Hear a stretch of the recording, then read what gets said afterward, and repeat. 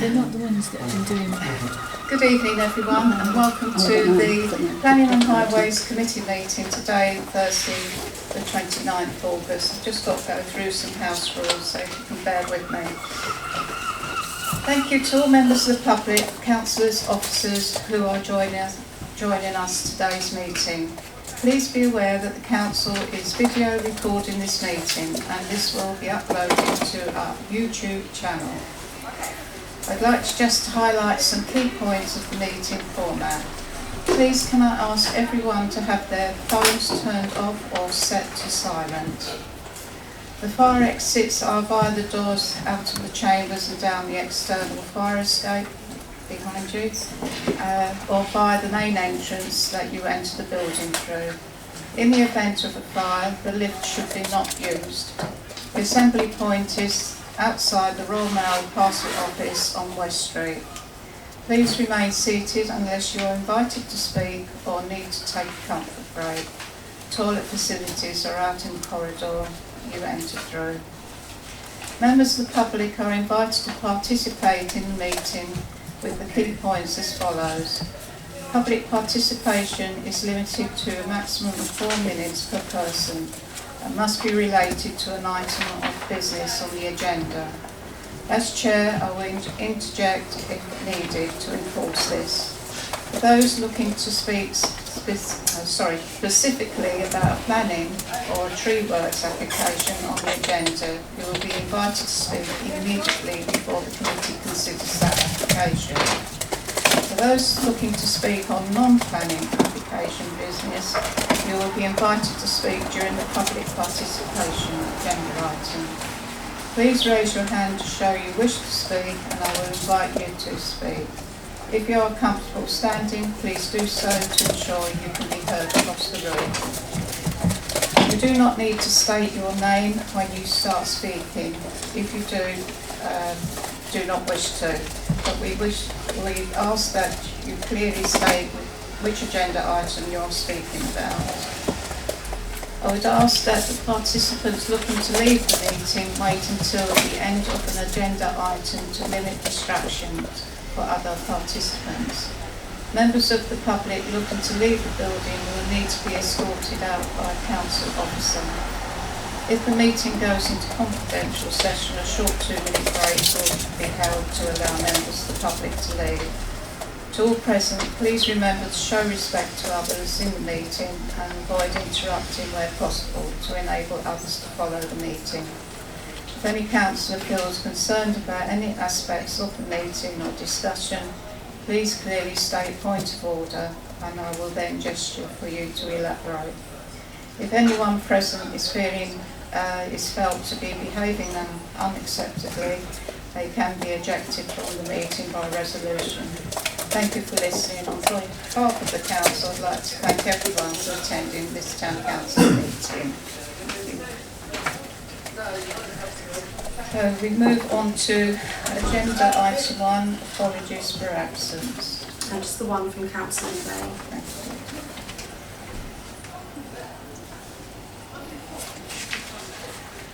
Item 2, disclose of interest. To deal with any disclosure by members of any disclosable pecuniary interests as interests other than pecuniary interests as defined under the Seaford Town Council Code of Conduct and Localism Act 2011 in relation to matters on the agenda. I've just got one regarding the tree works, STNP/24/02270/TCA, Dock Kennel Barn, as I know them quite well. I won't speak on it.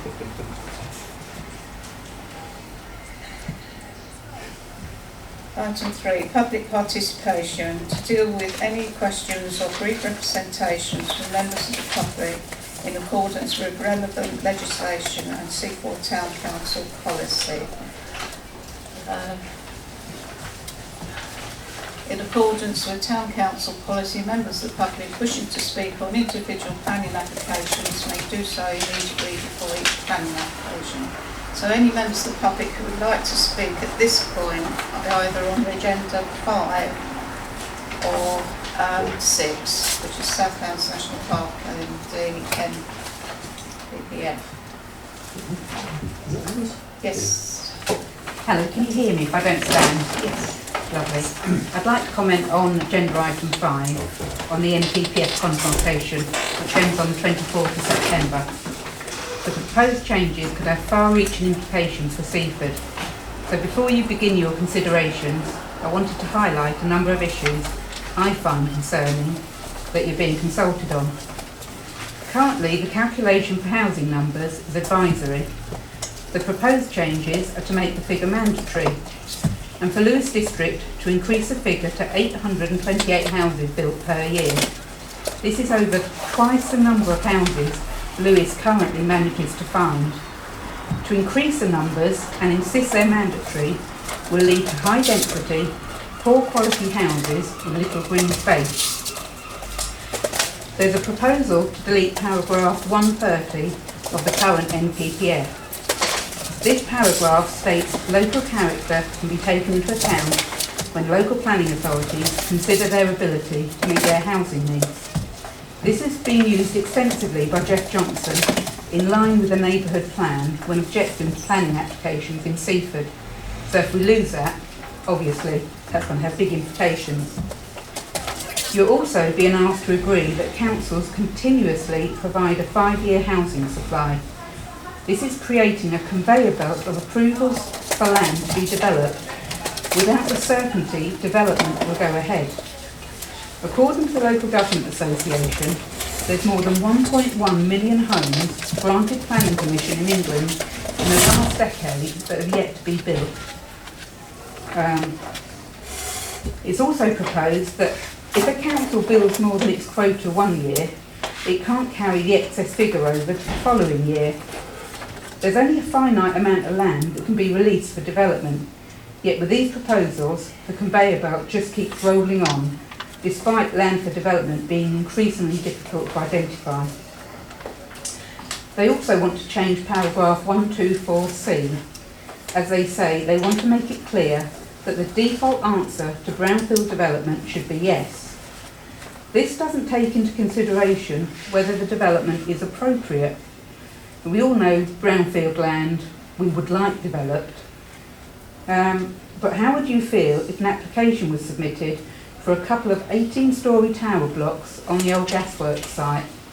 Would you still be happy for the default answer to be yes? It should also be remembered that gardens are brownfield sites, so would you be happy with uncontrolled development of the gardens in Seaford? The proposals also water down the requirement for affordable housing, which is a housing that Seaford desperately needs. That's what we're lacking. We've got tons of executive homes.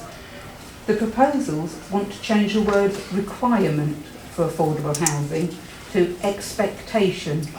Now, how many of you really trust the developers to have the best interests of the youngsters to get the houses they need?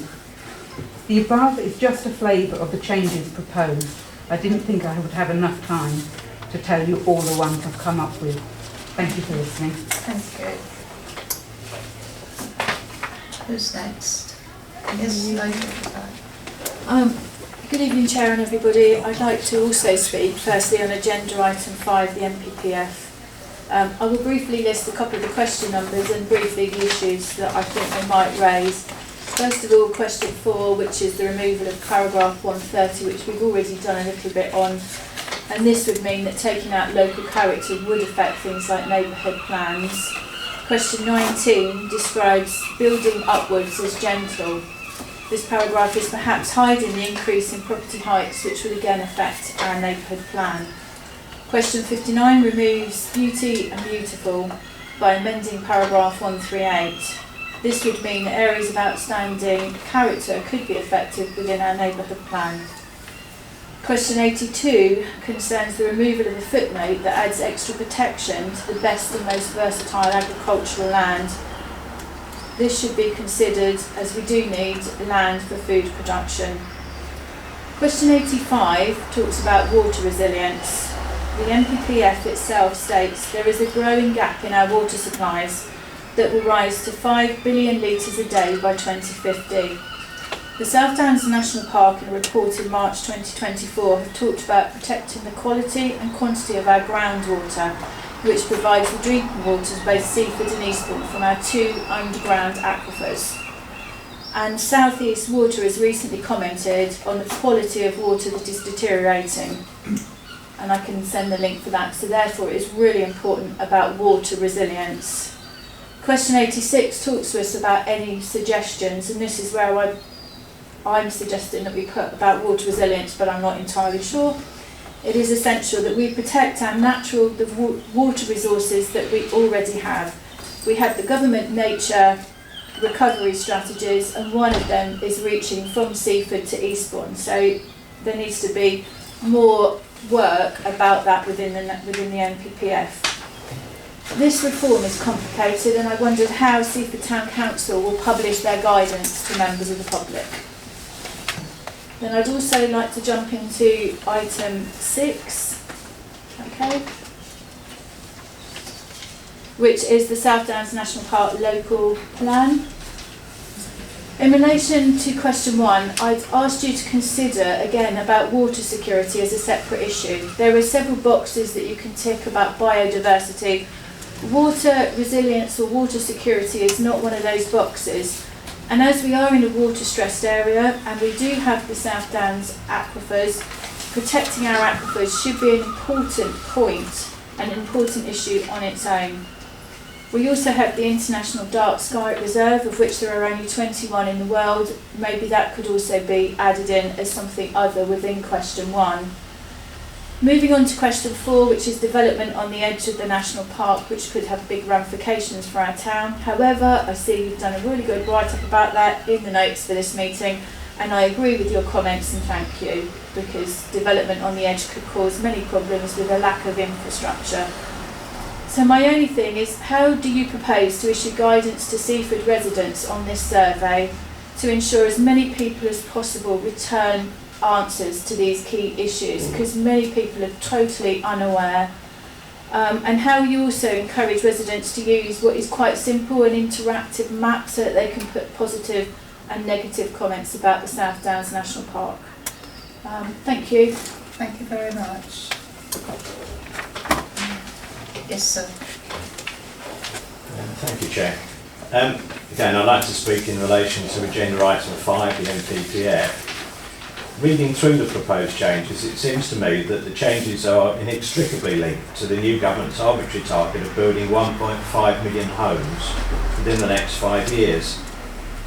The proposed skewed method of calculating house building targets to be imposed on local councils by central government seems to me is inequitable and unrealistic. Lewes District Council has been unable to reach current targets and in fact is under special measures at the moment. And the new method of calculation will effectively, as we heard already, double the house building requirements. Lewes District Council has a whole swathe of the South Downs National Park across its area and obviously beyond its administrative function in relation to planning. So again, another reason why it will fail to meet targets. As we've also heard, the house building targets will run almost like a continuous production line, and Lewes District Council will fail in its attempt to meet these targets. They'll be forced to consider building on inappropriate sites in the future, including obviously those within Seaford. It's also obvious that further sacrifices will need to be made. The NPPF proposes including increasing housing density of new developments, removal of the requirement that development should be, in its own terms, beautiful. Dwellings must be smaller, flats will obviously replace houses, gardens will be smaller or disappear altogether, and the appearance of new developments will be compromised. The reduction in housing standards, obviously, for a lot of us, is to be deplored. It should be remembered that Seaford Neighbourhood Plan, as we've also heard, will need to be revised to be in line with the new Lewes Local Plan, which in turn will need to align with the new NPPF. The importance of changes to the NPPF can't be overemphasised. It will compromise our neighbourhood plan and will impact all planning decisions within Lewes District, obviously including Seaford. Now, everyone understands the need for new housing, particularly affordable and first-time homes. as also we've heard, the NPPF is seeking to remove the requirement for such dwellings, replacing it with an expectation. Now, we all know that Lewes District Council has struggled in the past to force developers to meet the current 10% requirement, and clearly this is another retrograde step. So what I'd ask you to do is to perhaps look at what the future will hold under the proposed NPPF. I invite you to take a look at the planning proposal in Newhaven that will currently, next week, come in front of Lewes District Council Planning Committee. It's an 18-storey tower block with 5 further blocks of flats in Newhaven. It includes no affordable homes. It includes apparently a communal garden, and as I said, despite overwhelming objections from residents, from statutory consultees, the local MP, nonetheless, Lewes District Council planners are recommending approval. Now, I'd imagine that one of the reasons that they're recommending approval is to attempt to meet current targets for new houses, let alone the new targets that will be imposed. And I would suggest to you that whereas it's Newhaven today with an 18-storey tower block, possibly this could be the future coming to Seaford. Thank you. Thank you very much. Is there anybody else want to speak on either Southdown National Park or the NPPF? No. I'm going to put it before the committee that we move agenda item 5 and 6, that we discuss those first before we go on to the planning applications. And then the first planning application we'll debate will be Fieldings, 18 Pearl Road. Is everybody happy with it? Thank you. I'll second that. And can I have a show of hands, please? That's unanimous. So, right, we move on to agenda item 5. Okay, yeah. Thank you.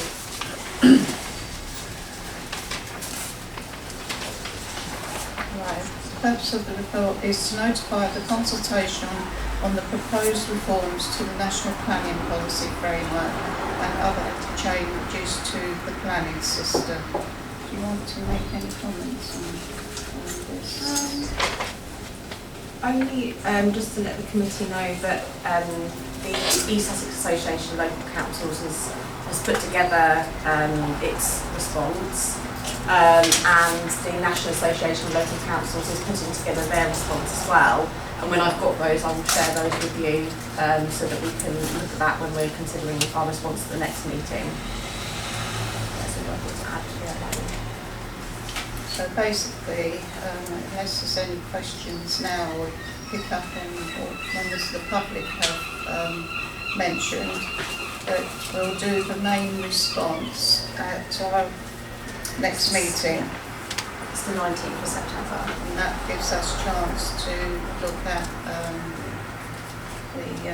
the reports from NALC and what have you.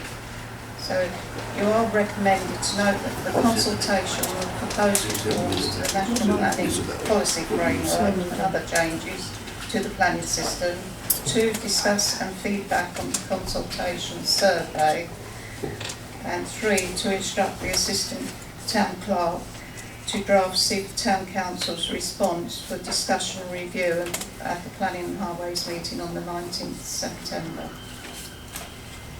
So, Councillor.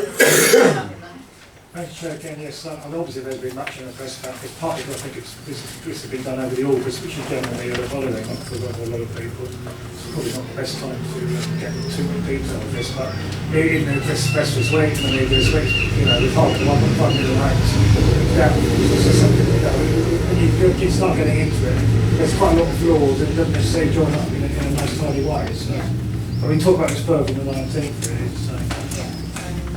Got 3 weeks to really peruse it and digest it. Absolutely. Councillor Bourne. Yeah, thank you, Chair. So I started to have a look into this, but obviously there's a lot of information in it. But I'd like to thank the residents for their comments that I've made notes of, that I'll look into a lot more over the coming couple of weeks before the next meeting. But it has been a shame that Lewes has lost its local plan that's not in place, and with these targets that it haven't been able to meet or change up to now, that it could be a huge detriment to Seaford. And we've always kind of been protected with South Downs National Park and the sea, but with this there will be no protection, and our neighbourhood plan, you know, is due to be looked at again, and actually this could have a detrimental effect to that, because that has been our safeguard to a lot of developments over the last few years. So it is something we should be concerned about. Thank you for your councillor. Councillor Olivia Hanneman. Yeah, that was a comment similar to what Councillor Woodbury put mandatory, but how will this be shared out with something like Seaford? We've just got limited spaces. How are they going to devise that? If we ask, you know, Sea and South Downs, how are they going to work that out? We can't keep making space that's not there. Councillor Lord. Yes, thank you. Mr. Chair, can you hear me? Yeah. Oh, thank you.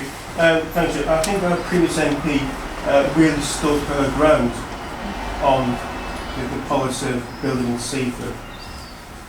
But I think all of us round the table know that Lewes Planning Committee has been taken into special measures. And what that means to people, members that don't know, that basically the planning committee at Lewes, by continually refusing developments, has the power taken away from them, and basically it will go to a planning inspector who doesn't take into consideration people's personal and I think very, very poignant points into consideration. They'll see a piece of document or a piece of paper, and that is it. And it's a shame they've been sent to special measures, because the comments you're making here are absolutely, to me, very poignant, particularly water resilience, as I'm currently building a wetland. And we've not built a reservoir since 1986 anywhere in the country, most densely populated area per hectare anywhere else in Europe. And I know exactly where members of the public come from, because I thoroughly agree with them. But the decision will not be made by local politicians, it will be made by somebody who comes to the Midlands looking at the documents in front of him or her. And I think we're in a very, very precarious situation. Thank you, Chair. Thank you. Councillor Buchanan. Thank you, Chair. I think I'll probably raise the same point in item 6 when we get there. But from the very brief review I took this afternoon, I didn't see anything in it that referred to improving various aspects of the infrastructure that may or may not be associated with any requirements for house building. And infrastructure, for instance, roads and stuff like that, power supplies, water supplies, drainage, national health provision, shops, local shops, that kind of thing. There's no reference in any way, shape or form I can see to that. So I think that's a shortfall. It's a valid point to put forward, so thank you. Councillor Corbyn? Yeah, can I just clarify that Lewes District Council's in special measures for their large developments, Yeah. not their household developments? Okay, I do apologise, I should have clarified that. It's anything over 10 properties, but we're talking here over 10 properties. Up to 10 properties, they're not in special measures. Over 10 properties, they are in special measures. So, just a clarification. But Thank you, Councillor Corbyn. is it 9 or 10? Councillor Richard. Can I also come back just to clarity, maybe Councillor Lord will know this for yourself, Chair, but obviously the larger developments, you say, planning some of those infrastructure, like schools, GPs and so on, it's not a material item, is it? They don't know, that's a very minimal, when the planning inspector looks at everything, that's sort of discounted, isn't that correct? Yeah. So it's not, so I thought I'd get that clear as well, because I know sometimes when we do have these big, relatively bigger developments, and people do go on the infrastructure, but it's not really a factor on its when they make a decision on it. So I thought I'd get that clear as well. Thank you, Councillor Hammond. Anybody else want to make any further comments? So you're asked to note the consultation. It's been suggested that we take this consultation away because it is quite in depth and that we can look at it properly and come back with our answers and suggestions at our next meeting. So can we sort of... Yeah, I think if you feed them back to me before the meeting, and I'll try and pull them together, and then we can also then discuss at the meeting. Yeah. When we're we might have a meeting before a meeting to make sure that what we proposed we're all happy with. Okay. No. I think if you just send me your feedback, Yeah. and I'll share anything else that's coming in from Thank you. members of the Thank public you. and other organisations, and then I'll pull something together that then is put in front of you. My at the- confidence is in you. The next meeting, and then, you know, we'll probably think of other things, Yeah. and members of the public might come back with other things as well before we give the formal information that we want to put over. Okay? So, can I have Councillor Buchanan? Thank you, Chair. I think one of the questions from the public was how do we actually widen the input that comes back to the town council? Is this something that could be mentioned on the website, or is there any I mean, I can do. communication there? The difficulty is that we're not running the consultation, we're a consultee. So, I mean, I suppose our process would be that it's when we put it out on the agenda, that's when we then Okay. welcome the Yeah. feedback. What I'd be more than happy to do, because it's in the public domain, is to share the National Association's response and the East Sussex Association's response on our website and provide you with a link to that so you can see what's being advised to parish and town councils in the area. Thank you. Thank you. I think that would be the better option, and then obviously you'll get the agenda for the next meeting. We'll be looking at our final response.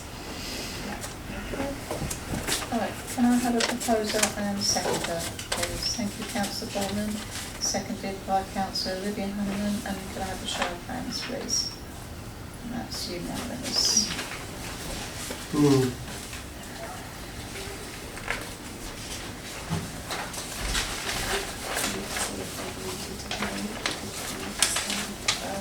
Oh no, We'll just do the seconds and then yeah. Right, moving on to agenda item 6, South Downs local plan early engagement. To present the draft response to the South Downs local plan early engagement consultation. I don't know if members remember to bring what we were given. Well done. You want to get one? Yeah, so what I've put together. Can members of the public see that? Okay. So what I've done is I've basically pulled that into our own document so that we can fill that in as we go. Right. So, question 1. Which issues are most important? So you've got biodiversity loss, affordable homes, climate change, protecting the landscape, cultural heritage, water quality, health and well-being, ageing population, vibrant communities, rural economy and technology change, or anything else. Councillor Richard Hunt. Chair, is this Seaford Pacific or just general? Seaford, it's going to be Seaford Pacific. Town Council, This yeah. is what, yeah, Yeah. okay, I know because we could, This is what we are going to Yeah. put forward. You can also do it individually if you want to. But yes, this- if you want to do so. This is the Town Council's response. Councillor Buchanan. Well, thank you, Chair. Even with my background as an engineer, I was a little bit, I didn't understand what technology change meant, I'd have to say. There's no guidance on that in the document. And even with climate change, that actually probably arguably covers biodiversity loss, may even cover water quality, so there's some overlaps, I think. Technology change, I just wondered if it's the new broadband, the G5, updating the broadband. good thing. And because there are black spots. Because I read that as being something like agro-photovoltaics, for example. That's where you can actually have solar panels over agricultural land and stuff like that. So, which is quite different to G5. So, yeah, I don't know how this, I would choose technology change, but I don't know what I'm voting for. Right. Councillor Livy, I chose 5, so I'm on 5, but ordering homes, protecting landscape. I chose protecting landscape because I felt it could cover all water quality biodiversity loss, so I just went for that one as we only had 5. So I thought protecting landscape just covers a multitude of everything. Then I went health and wellbeing, ageing population, and I put vibrant communities. That was my 5. How are we doing this? Well, maybe see which Can I one. say I'm what- going to put like ones next to it, so I don't do that. Can I have something else, Chair, that's all right? yes. It's the Councillor. first 5 on the line. Oh, sorry, Just do the 5. no, you do those 5, go on. Yeah, sorry, just while it's in your mind. Just that one as well.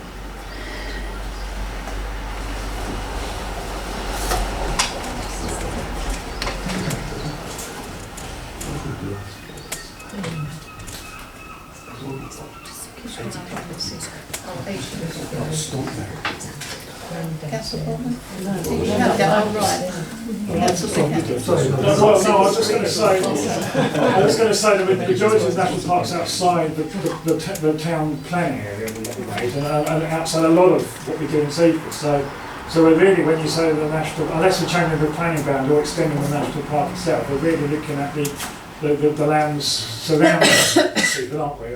And obviously including Bishopston Village and so on.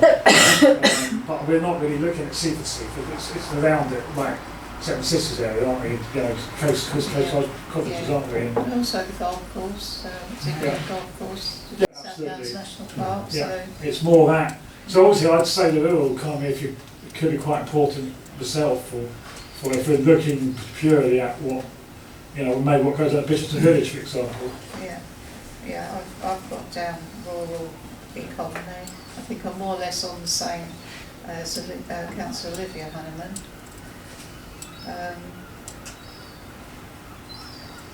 Yeah, water quality, I'll put down.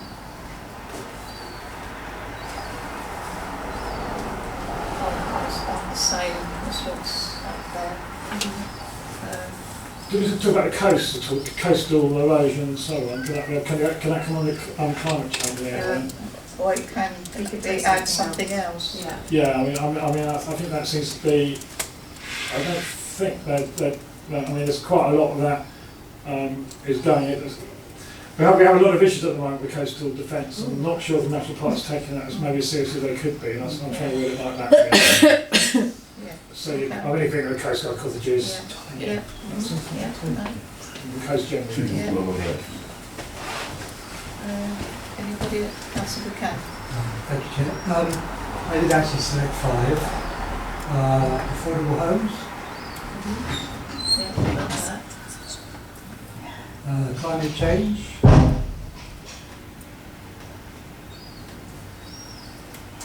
water quality, health and well-being,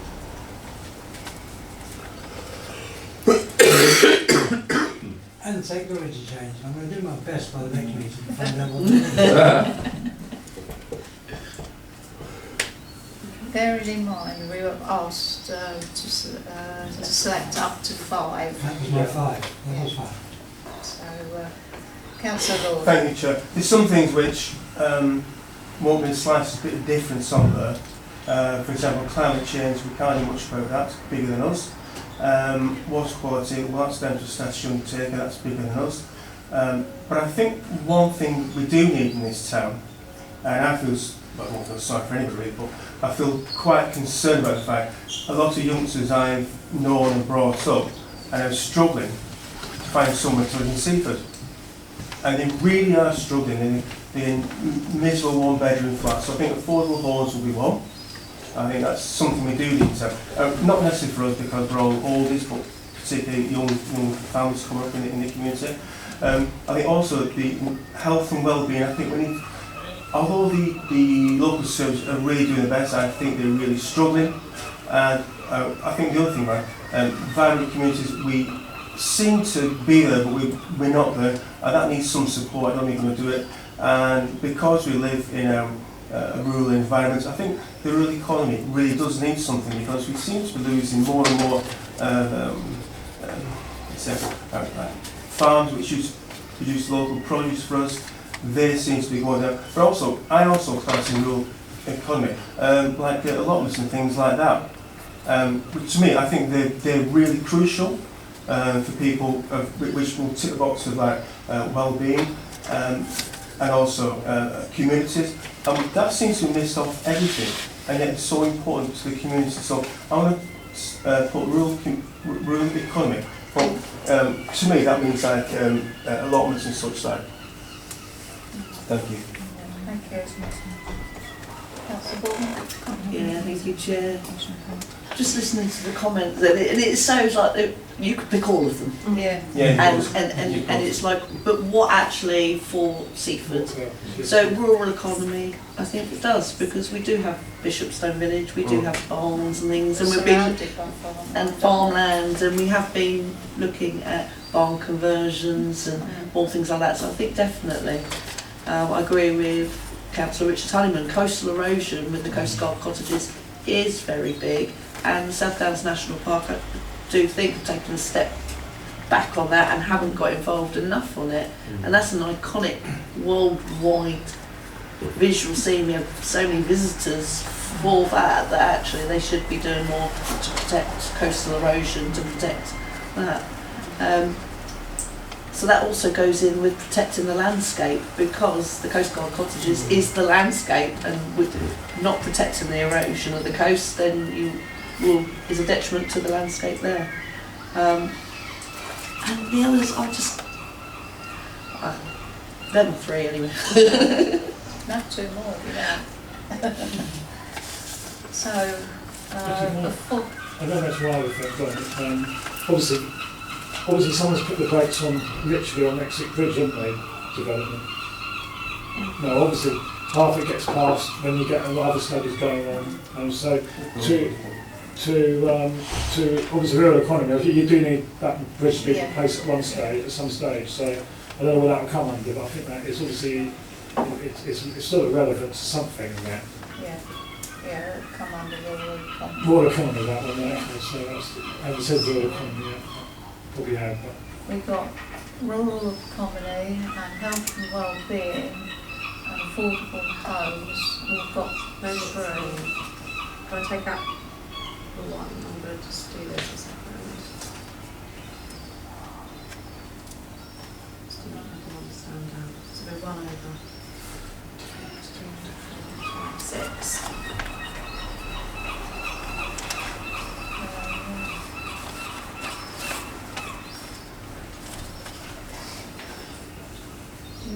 Which do Do you a want to secret take balance or out? something, you know? Just a suggestion of protecting landscape can cover water quality as well. Yeah. You can take water quality out because the landscape covers everything. And then obviously there was a suggestion from a member of the public to consider adding in water resilience. We can put that in as something else. Put it under add something else at the bottom. This is an additional. 1, 2, 3, 4. Take that out. You're saying that comes on top of Protecting the landscape and vibrant communities. I think that's the 5, isn't it? Yeah, if you're happy. And then we've got the 2 we're adding in here. Yeah. Everybody happy with Yeah. that? Yeah, that's quite right. That's good. Okay. Okay. Right, the next one is vision for the national park. The partner's management plan sets out the overarching strategy for the management of the national park and a vision to ensure the South Downs remain a special place in 2050. The strategy and vision is for all, with the responsibility for the national park on landowners, conservation bodies, local communities and the South Downs National Park Authority. Have you, any of you had a chance to read the vision before now? I didn't give you the drop down bit on your printed copy. Yeah. You want to add any more to the vision, or are you happy with what has been proposed? Sure, it is what it is. We can't change it, it's a statutory piece of legislation. Okay. Any other comments? No? Well, no, I like the park to actually do what they sometimes say they should do, they don't always. I think of the Sick Bridge, for example. So, I'll be neutral. Satisfied. Satisfied, Yeah. satisfied? This is just colouring and stuff just for me. To go away and know what Right, I can do that. sense. Yeah, that's right. right. Tell us what you think about the vision for the national park. It covers everything, I mean, Be neutral? yeah. Well, I Yeah, think we it just is. said we were satisfied, didn't we, sorry? Kind of You vision. said so, jump yeah. one. Yeah, I think Oh, it is was that- October, yeah. Is that both together? I think they just said, everyone Oh, just said they were right, okay, satisfied. sorry. It's I the next misread one's the that. vision. Then the Yeah. next one is about whether it needs to be shorter, clearer or needs updating. The statutory, But, Right. for you, Chair, I deal with Seaford National Park almost on a monthly basis, and it's so complicated, it's engineered, it's gobbledygook. So in my opinion, make it shorter, and it makes it more readable. That's my own opinion, because I deal with CESA, and to get a simple plan application through Seaford National Park takes 6 to 12 months. And I think, because we, as general members of the general public, we're going to be asked to read this and prove it at a later date. And I think if it's more condensed, and there's some paragraphs out here and this, that, and the other, I think if you make it shorter, it makes it more readable, and you make it more readable, it makes it more friendly, and you're going close to it. The document now is a standoff document. You've made it so you can't really get into it. That's just So me really making, ticking, make it shorter, Yeah. make it clearer Yes, boxes. absolutely true. Sorry, are we talking about the vision or are we talking about the, general, are you talking about the whole policy? all the various? Listen, I'm reading through it. It said, can the vision be improved? Yes, make it shorter. Or you just get bogged down in paperwork forever and ever. It's just So this is the vision. you kept in one line. Well, let's come back again. Councillor. I understand the council altogether, but obviously it is quite complex in the sense it deals with so many local authorities across a 80-mile stretch at least, isn't it? And actually quite a lot, all sorts of different authorities at different levels. Because Seaford Pacific probably is about right, but it is fairly complex situation. I mean, it's one of the reasons why it's one of the last ones to be a national park when they were talked about it post-Second World War. Well, you could make it more user-friendly. All right, let's do that. Suggestion. Yeah, that's probably better, yeah. The vision, make the vision more user Yeah. friendly.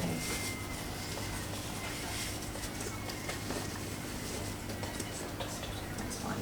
Okay. I'm not sure how we're going to do this, but Uh-oh.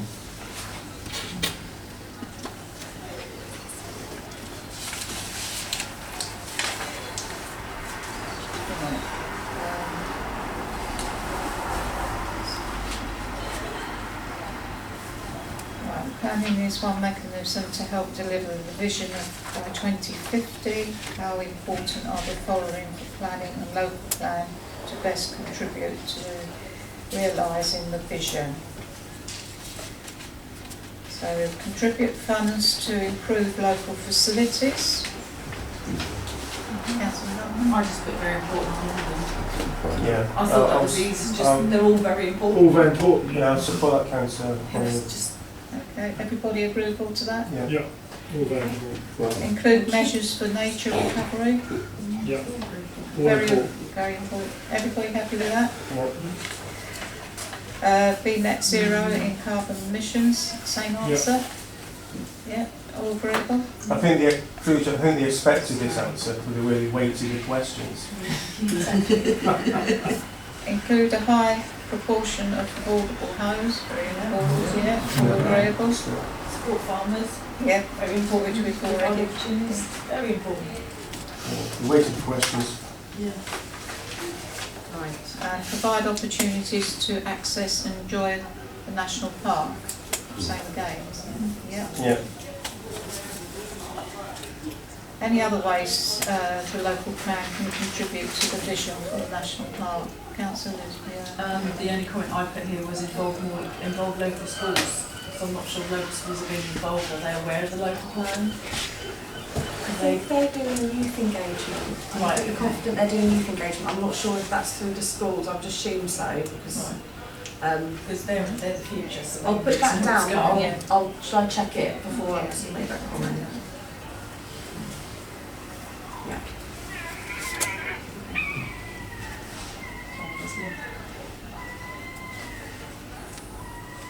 Yes, Richard. Sorry, Councillor Buchanan, I was busy. Or inquire. There is a thing about a youth panel a bit further up about consultation approach, so that would be a very good thing. They're going to save us. Making the South Downs National Park accessible to all with disabilities. Yeah, that's really important. Yeah. I won't access, but I will write that down. Okay, any other comments? Distribution of development. The local plan directs where development should be focused in the national park. Which options should we consider?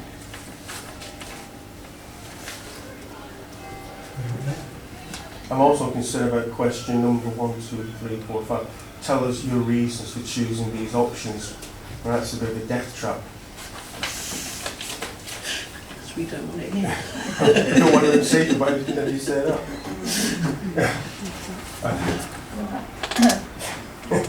So which ones are we selecting? I think in the future, if we think about it logically, developing brownfield sites, well, there's no brownfield sites in the south of the national parks, that's that one out the window. Yeah. Small developments less than 10 and the edge villages, we're now in the consensus areas, you have lynch mob waiting for you. Medium scale on the edge, 2 lynch mobs, and development on the edge of national parks, 3 lynch mobs. So that, where one question is weighted 1 minute to say this is what we want, and never saying to you, well, how would you want us to build in a national park? And you know straight away, it's not a brownfield site.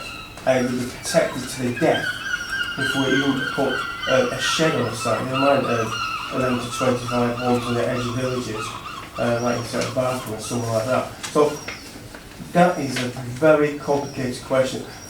May I ask you, Chair, could we just consider it, perhaps come back to it, because that question could land everybody in a lot of problems, because tell us your reasons Well, we for can't choosing. really Alright, come back. I'm saying, I just think we need just be dumped in, let's well, we've got 15, 20 seconds to think about it. Oh. It's a tough one, isn't it? Councillor Gordon. Yeah, thank you. In some ways, I do agree with Councillor Lord. It is one of those questions that can come back and bite you, because where would you put it? Because as you say, oh, the small scale or medium scale on the edges of villages, the villages don't want their expansions, they want to keep them quite small, because then they're going to suddenly start to become towns, Yeah. like you have been having with Ringmer, having all these developments. But then if you say the likes of the primary settlements like Lewis, well, look how long the North Street quarters taken to actually come anywhere near. Yeah. 7 years. So, and this is down to South Downs National Park, blocking it all the time. So it's not a win-win situation, whatever you choose. It's a lose-lose. Yeah, We can choose not to. We can choose not to answer this question. Well, I think it's a wise move for you Yeah. to. We don't answer because it's such a complicated question and the implications are so far-reaching. Not only us here playing 5 years' time, we say, well, you know, in 2024, the council decided that they wanted up to 9 houses being built in every village, and we won't be here. I tend to disagree. I think we need to answer Well, this so question. you I honestly do, because, you know, I think, I think it's sitting on the fence and we need to make a decision. okay? I I'm don't sorry, I can't. I've got to come back to you. I don't have a vote on this one actually. I've been council rule. I won't be voting on this particular item. Not enough detail there. We need. We just doing this in about 20-30 seconds is not. It's not enough detail, I'm afraid. Bearing in mind, this will be becoming Yeah. next year, won't it?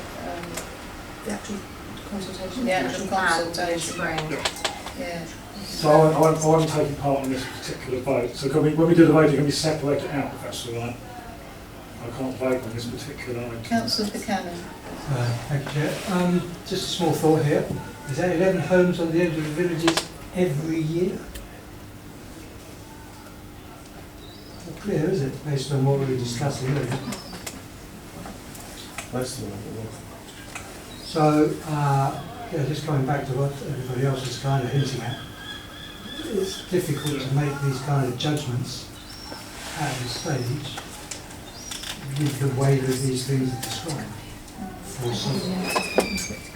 Councillor Olivia But Hunter. it's saying which option should we consider. It's not saying this is the clear answer we need to be giving now. It's only saying which option should we consider. That's not tying a noose around the neck and all the rest of it.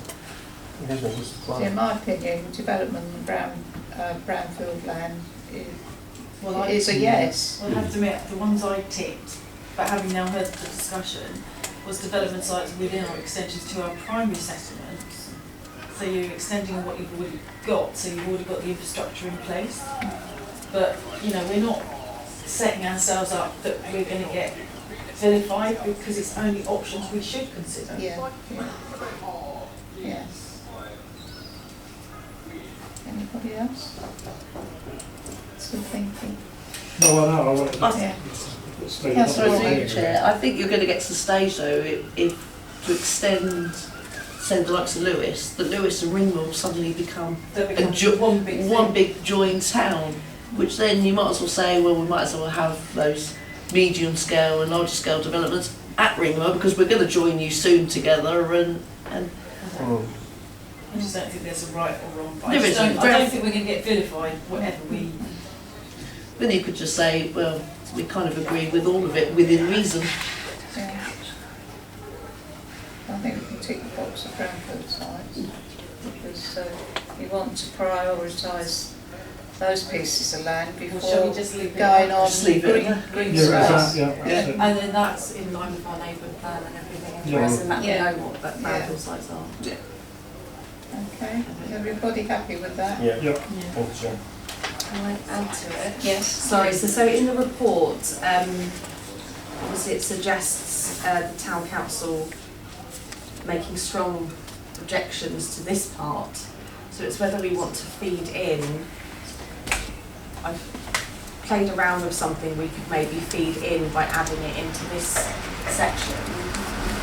So it's not going to work because obviously we've put it with that, but I will find a way of getting this back to them in a different way. They must have an email address that you can send additional comments to. So my suggestion is that Seaford Town Council strongly object to the development on the edge of the National Park. Development on the edge of the National Park would have a detrimental impact on the open character and the landscape of Seaford. It would also negatively impact on views towards and from the South Downs National Park, thereby detracting from the quality and setting of a protected landscape and the level of amenity value it provides for residents of Seaford as well as visitors.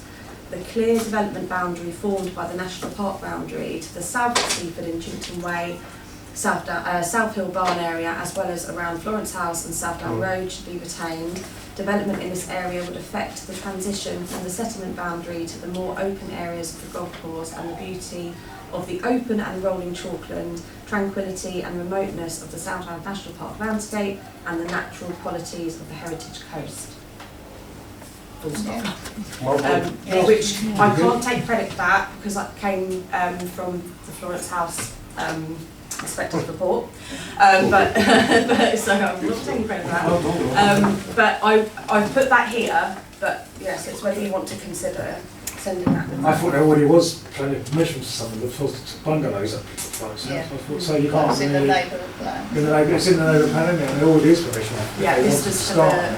the Talking about the wider, bigger, like care homes. yeah, that was for the care home application. But there is permission for small development, as you know. Single, Yeah.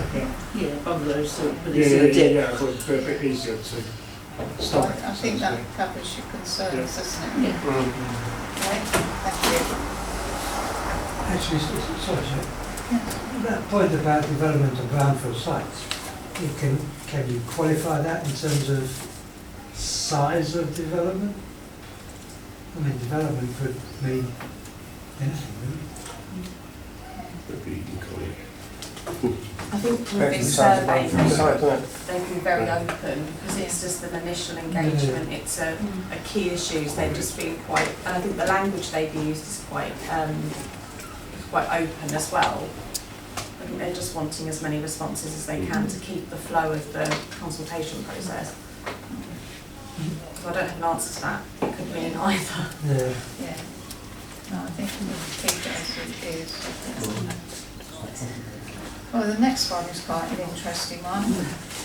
If you had £1 million to invest in the national park, how would you spend it? What would you spend it on? And then carriage for lot tickets. This might, sorry, through you, Chair, this might be quite a difficult one to go through again, as the one at the beginning was, but maybe we could take some of the points we've made from the beginning to answer it. Obviously, we've selected affordable housing, so I assume we'd want to put some money towards that. I'm just going to make that red for now. One of the things that is missing from here that we have discussed is infrastructure, so we can put that as our something else. That is important. That we might want to put quite a lot of money towards, maybe Yeah. the majority of it. So put that there. I don't know whether you want to work out the amounts. I don't think we're of the experience of knowing how much of £1 million to put towards it. Are there any other ones that jump out? I think community facilities for playgrounds and village halls. Yeah, we can be equivalency for that one.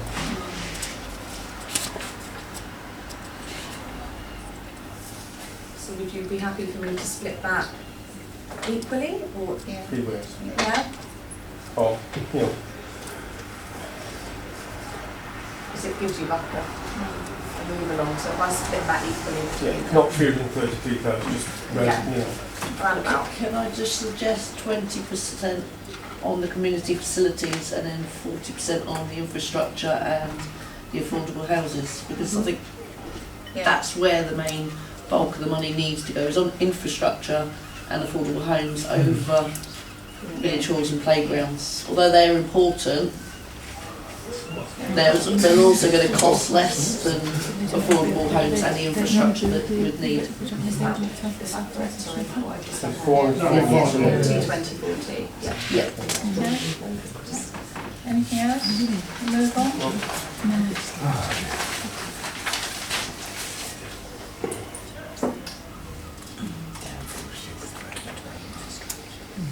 Right, so consultation approach.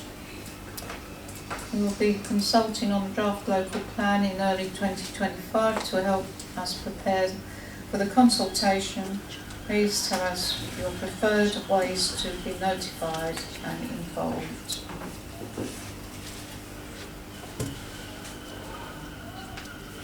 Councillor Olivia Hanlon. I initially selected just a few, but now I'm thinking, why don't we just tick them all? Because it covers hopefully every single person will then be able to have some be aware of it, we tick all the boxes. I think as a town council, we get the information direct through emails with officers. Yeah. But It's how making they're the now the So it public was aware, like so just actually cover all we would eventual- like them know about this with every way possible. Right, just cover all eventualities. Yes. Because you've got a couple of people who are not on email or don't have a computer, and there's still a number out there. There are a lot. Yeah. So you've got to get them involved as well. So, Absolutely. so ticking all the boxes, all agree? That's the last one. That was the last one, yeah. So, Can I ask what place-specific notification is? I've no clue what that means. Place-specific notification. I presume that's where they come to you. and Or you go around. They do a presentation in the town hall, basically. Yeah, yeah. that's what I would say. Oh, I see, it's like that, is it? And the citizens panel, do we have any of those around? I think they would call it, yeah, I think they would call it focus group, I just. Oh, is it? That's what you mean by that? Okay. Right, so can we have a proposer and seconders that we instruct the Assistant Town Clerk to submit the Seaford Town Council's response to the South Downs Local Plan Early Engagement Consultation? Thank you, Councillor Liddy-Hunman, seconded by Councillor Foreman. Show of hands, please. So, thank you. Well done, everyone. Then any members of the public like to leave at this point? Okay. Thank you for your patience. Now we are moving on to agenda item 4, planning applications, and we're starting with LW 24/0 523 Buildings 18 Funnel Road. Rebuilding of the front garden wall and relocation of the driveway access. Any members of the public like to speak on this application? Okay. You'll take me first, okay, Yeah. fine, thank you. Chair, thank you. The key to this is in the name conservation area. It's about conserving, it's not about preserving. I'm saddened that actually we're having to consider this item today, because there is a solution before us, which is the last approved scheme, which ticks all the boxes, and provides a solution for the applicant that can be completed now, subject to settling any reserved matters. But I also believe that members need to be in full possession of all the facts when making a decision. Therefore, that's why I'm wanting to speak now. The Revision B planning statement contains factual inaccuracies that are materially important in the consideration of this matter.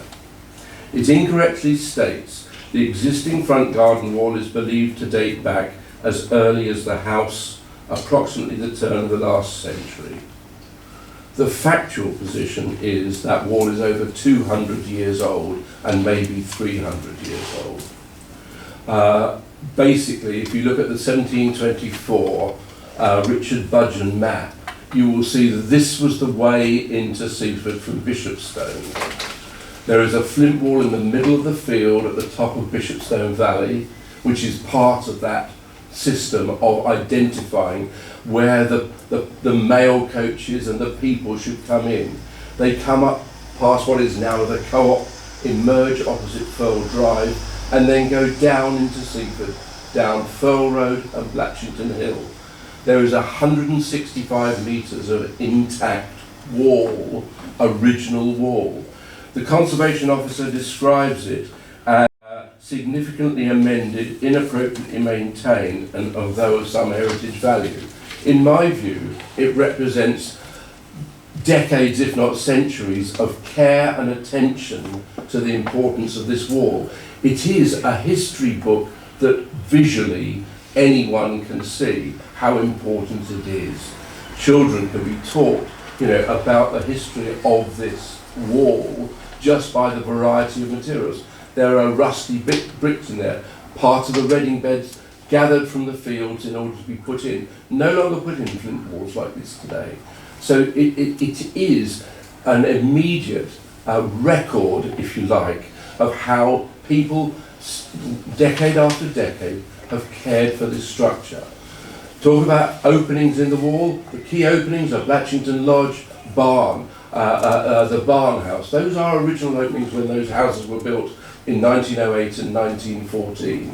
Yeah, 2 more openings were added when Fieldings and the house next door were built in 1956 and 1960. The rest of it, as I say, is a history book of the care and attention to that boundary wall, you know, which, as I say, signalled the way into Seaford. So from my point of view, I want to teach my grandchildren about the history of Seaford so that they will cherish it as I cherish it. And therefore, it is not just a matter of, is it a wall built of materials that can be replaced by something that looks alike? It's about living history. We haven't got many of those things that are 200, 300 years old in East Blatchington. We've got the church, we've got Field Cottage, that's about it. So actually I take issue with the Conservation Officer on that point, because the Conservation Officer doesn't have the information that I as a local historian have and share. Okay, that's the first point. It doesn't date back, as the statement is. Members need to know it has roots that are probably between 200 and 300 years old. The second point is that 18 Furl Road was built not at the turn of the last century, but in 1956 by Bertram Adams, the father of Rosemary Holland, for his sisters-in-law.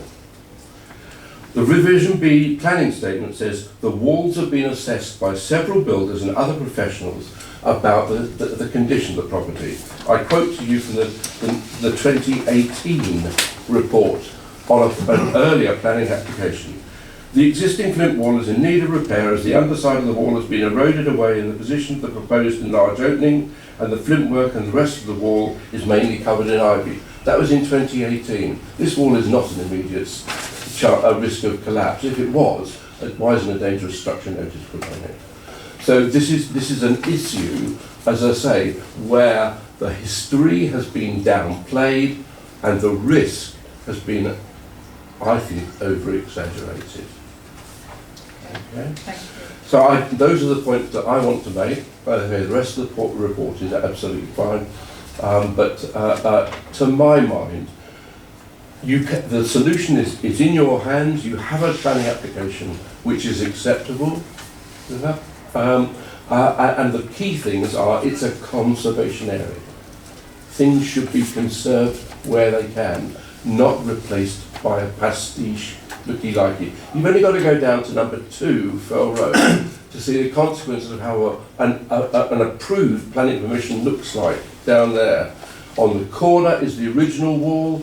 Next to it is something that was built in 2019 with our planning permission. It's rubbish. It has no character. It doesn't tell the story of the last 300 years to kids who live in the area. Thank you. Thank you very much. Yes, sir. Yeah. Ben Franks. I live in 16 Furl Road, which is next to the property, and our wall is part of the same wall that is proposed to be destroyed. When the current backland development plan was very controversially approved, the planning officer, James Smith, the same one as responsible for this application, wrote to us, and I quote, "I can assure you that we will use planning to control a number of aspects of the development of this, would include, and this would include, the protection of the flint wall." So the planning office very well understood the importance of that flint wall at that time. Now,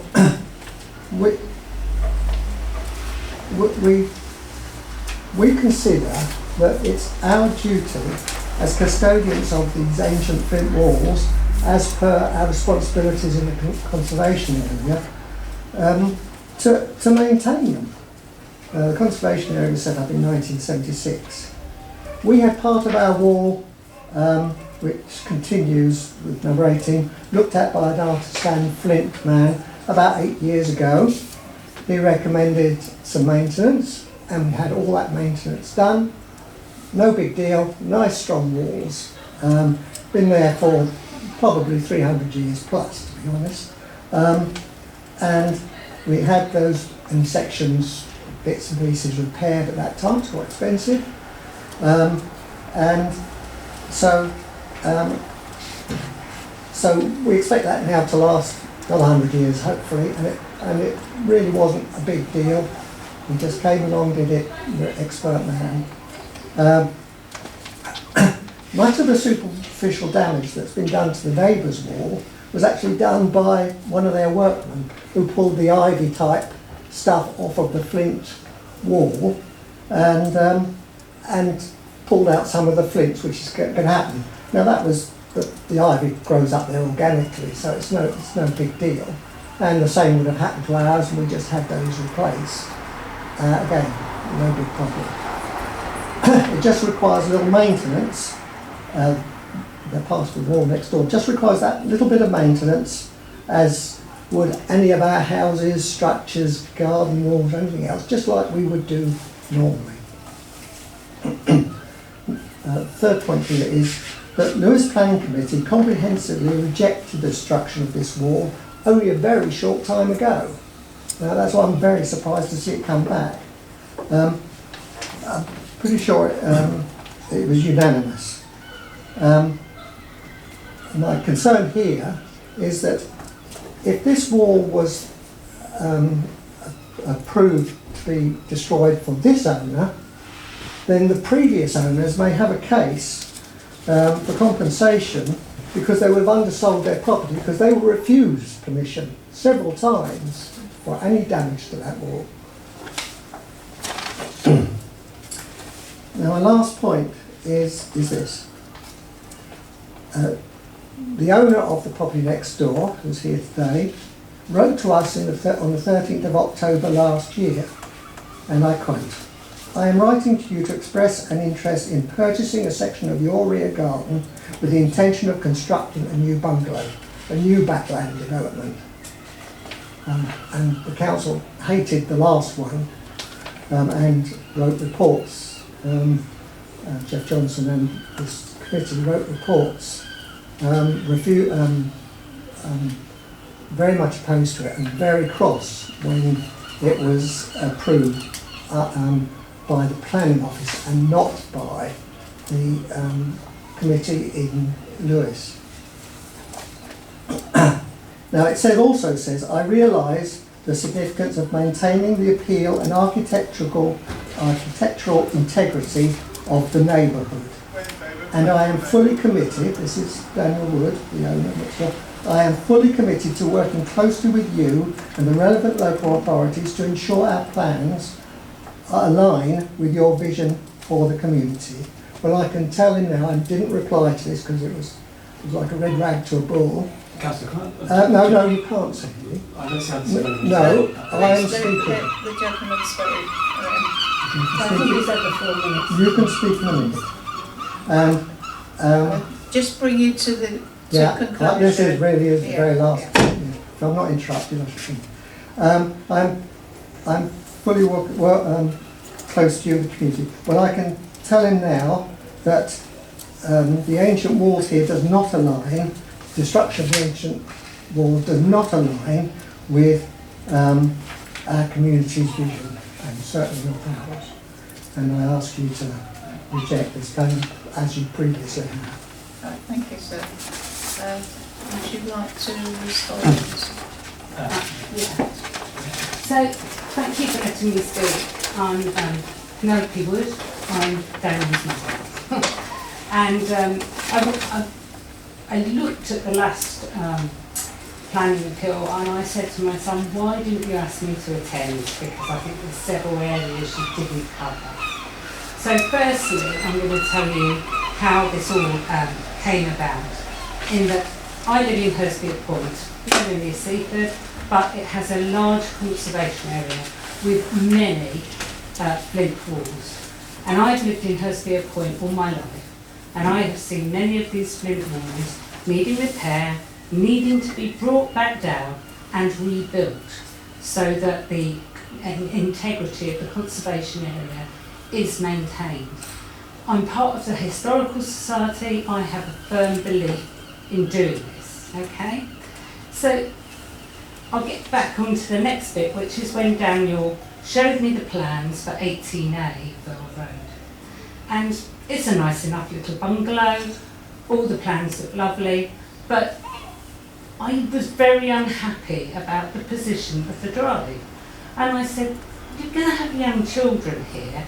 This is not good to have other cars coming in and out, or vehicles, access vehicles for any sort of the utilities coming in and out in front of a house with 4 very young children. He had 4 children under 5 at that point. So as a grandmother, I said, I think you should have a drive put up the side and you can rebuild the flint wall.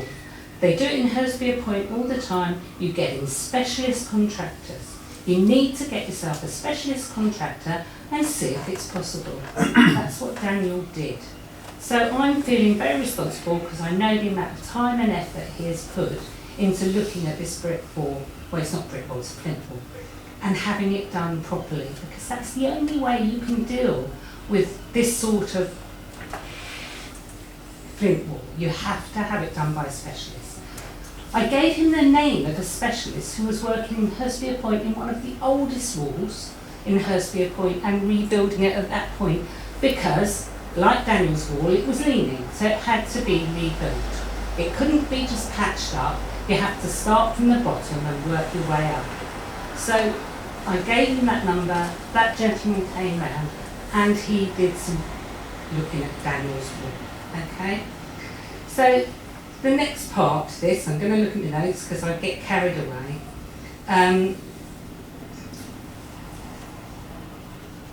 So I know that Dan is a perfectionist, right? He always has been, and that he has got in appropriate people to look at rebuilding this wall. By putting the drive where it is, he can put gates on his drive which will give my grandchildren the safety, health and well-being that you were all speaking about earlier, that they deserve. Because they do not deserve to live right in front of by a road that goes past their house to another house where there could be an accident. And it will give them the space to ride around on their scooters and bikes. I know that Daniel will make sure this wall does not contravene any of the conservation asks, and I know that it will look better than some of the wall alterations I have seen along Furl Road, because they're not all perfect by any stretch of the imagination, but I know that by going to the right contractor, this wall will be built in a way that will please most people along Furl Road. Okay, I think that's it, isn't it? Thank you very much. Right. I'm sorry. Sorry. Yeah, no, I'll go first. So I've got some notes, and apologies, I'm a bit anxious. This is important to me and my family, so apologies if I kind of lose my track. But I just want to express my gratitude for having me here today. And I'm here to speak to support my application. A bit of background, so we went into the pandemic with a boy and a girl. They're quite young at the time, and we came out with twins. So we went from 2 to 4 quite quickly, and naturally there's a lot of things that go through your mind when you realise that you've got 2 more mouths to feed. And one of the things that was very obvious to me was that we didn't have enough space, enough room to kind of look after our children. So we chose to move to Seaford, so we moved in 2021 of this, sort of September 2021. The reason for that was that my in-laws are quite close, and we needed support. So the house itself is a beautiful house. It wasn't perfect, but you know the reason for purchasing is that it was to obviously have access to that support, and you know ensure that my children had the space they needed to grow as a family. Upon sort of moving in, we realised that there was quite a lot of hostility towards the kind of site that we'd purchased, and the some of the neighbours had kind of carried forward kind of applications that had gone on in the past to sort of our front door, and were kind of using us as the scapegoats as to why this has all come about. My family has received abuse from these neighbours, and we felt stressed, and it's been quite an uncomfortable experience, to be honest. And even through that, we tried to work with our neighbours, informing them as much as we can of what we're doing, and work with all the local policies to ensure that our plans are known and we do work in the right ways. The current issue that I have with the current site is the safety aspect of it. So the problem of having twins, and no one tells us at the time, is that you are quite quickly outnumbered, especially if you're by yourself.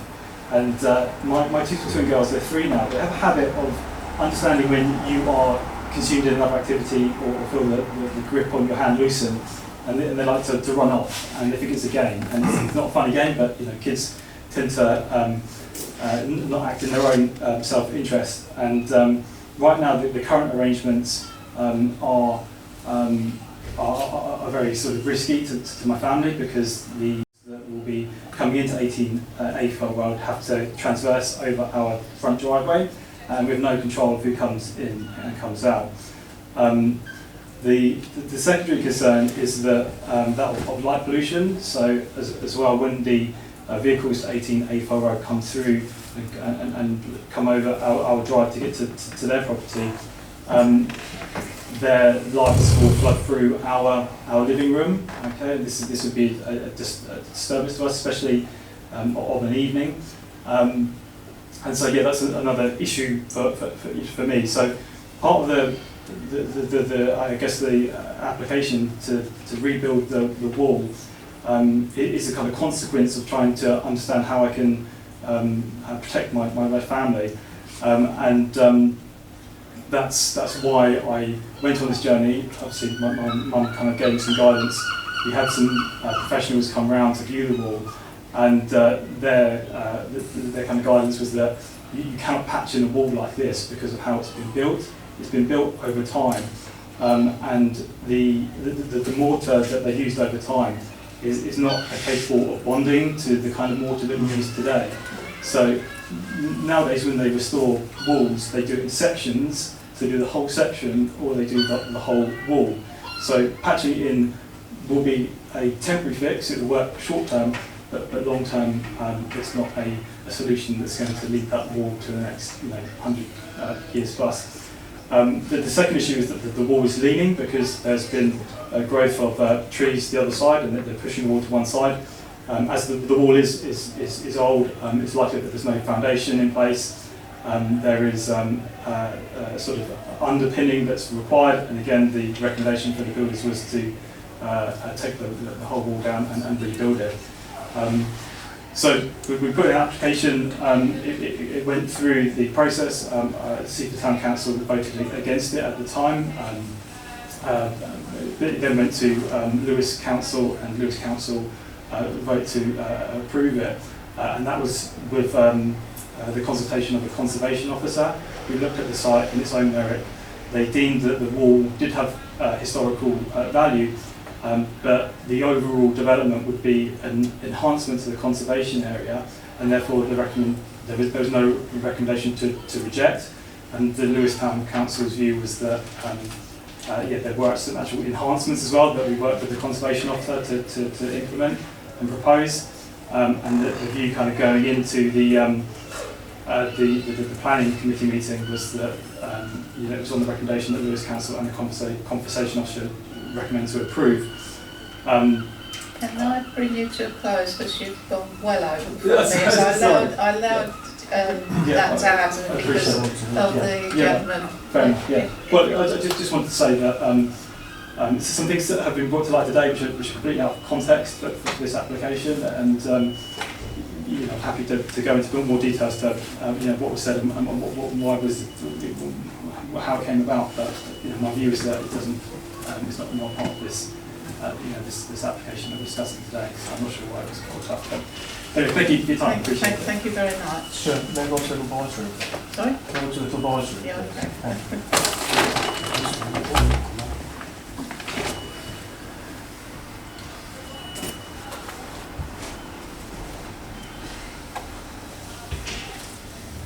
To the committee when Council Wood comes back, otherwise we won't be able to vote on it.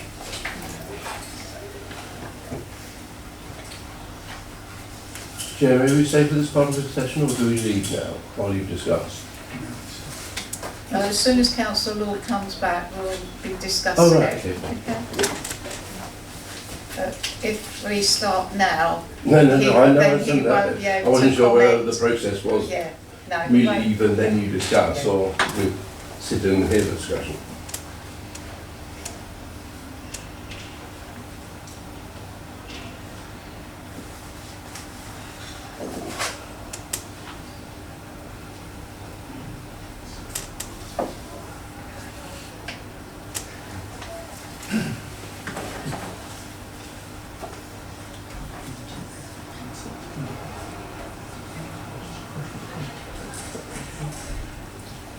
Thank you. Thank you. We haven't discussed anything, we can just, Councillor Lord, we haven't discussed anything, so you're able to comment and vote. So, right, open to the committee. Who would like, Councillor? Just to note a couple of things, a couple of technicalities.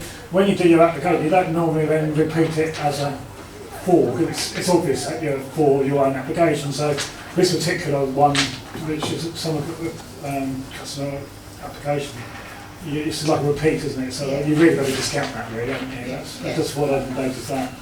I mean, I know that's always an objection one as well, and a support one. So just one technicality: the business over the headlights. I find that interesting. It's hardly going to be a motorway going out the back. So you want 1 or 2 movements maybe in an evening. I mean, I don't really think it's going to cause too much problems for a little bit of light if that happens. And I noticed there's fencing anyway under before number 18. I'm sure that would block some of the headlights anyway. And that's the consequence of a shared drive, of course, where the applicant, when he bought number 18, he knew there was a shared drive anyway. So you've still got all that into play. I mean, you knew what you were buying. You wouldn't necessarily expect as soon as you buy to then overturn what you bought, effectively what the applicant's trying to do. Originally, back in 2018, I voted against the application at the back of 18A, but obviously we're where we are now, so we can't really go back on 18A. So it does make the site very smaller. What is before us? Exactly, yeah, but this is just for the context. Yeah. So there's a couple of openings there anyway. So. Okay. Yeah. Who would like to go next? Councillor Lord. Yes, thank you, Chair. As a matter of interest, I went up to number 18 today to have a look at it and spoke to Mr Wood. I'm glad he inspected the wall, even though there's a detailed report on it. And I think what everybody's missing here is the wall is built in layers of 1/3. There's a bottom third, there's a middle third, and the top third. The bottom third is not technically known as a flint wall, it's known as a bungarouche wall, and that's the way it's actually been constructed. So the way it's been constructed is not classed as a flint wall, it's classed as a bungarouche wall. I'm not going into details because it'll be all night. And secondly, the second layer has been built, basically it's like 3 foot bungarouche, 3 foot flints, and 3 foot flints on top of that. If it was a straightforward flint wall, I have no objections whatsoever, because it's a straightforward flint wall, flint wall, flint wall. This is not a flint wall. It's a flint wall, I would guess. The first 3 foot is a bungarouche wall with brick abutments to it. So that's almost impossible to replicate. And the bricks look about, I don't know, 1900s,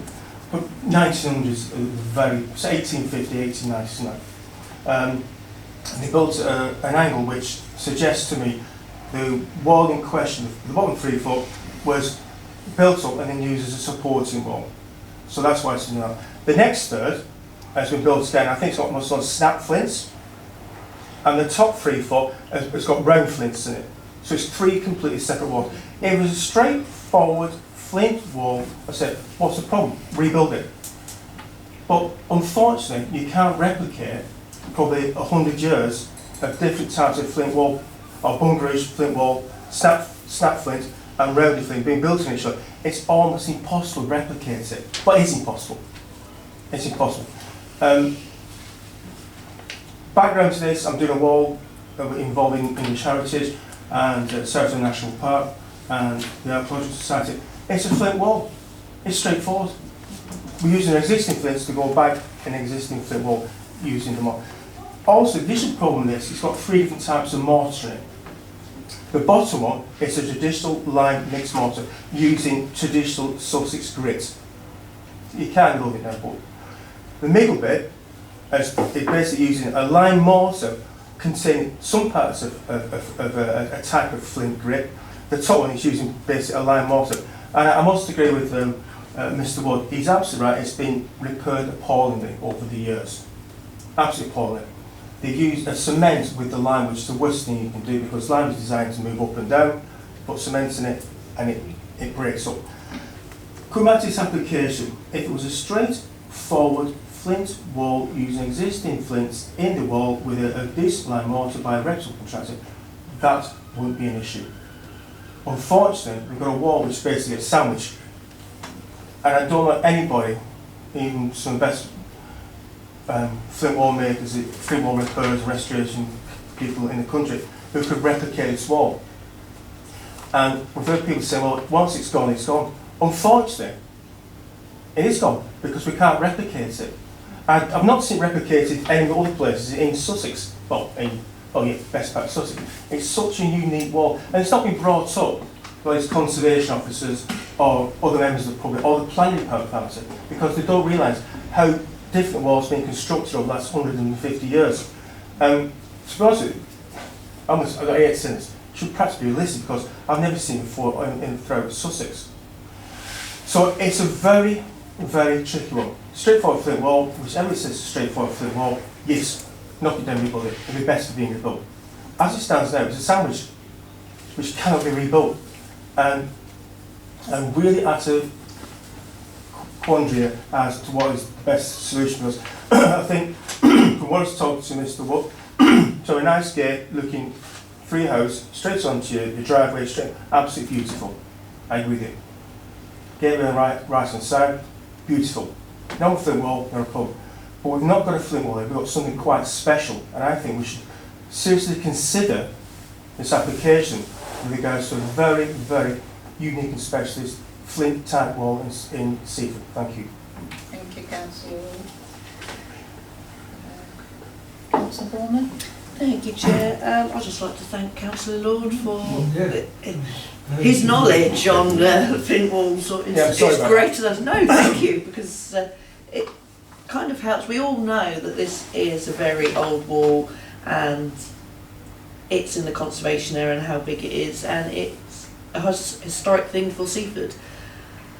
I can understand some of the applicant's reasoning for it, but obviously when he purchased the property he knew exactly what he was purchasing.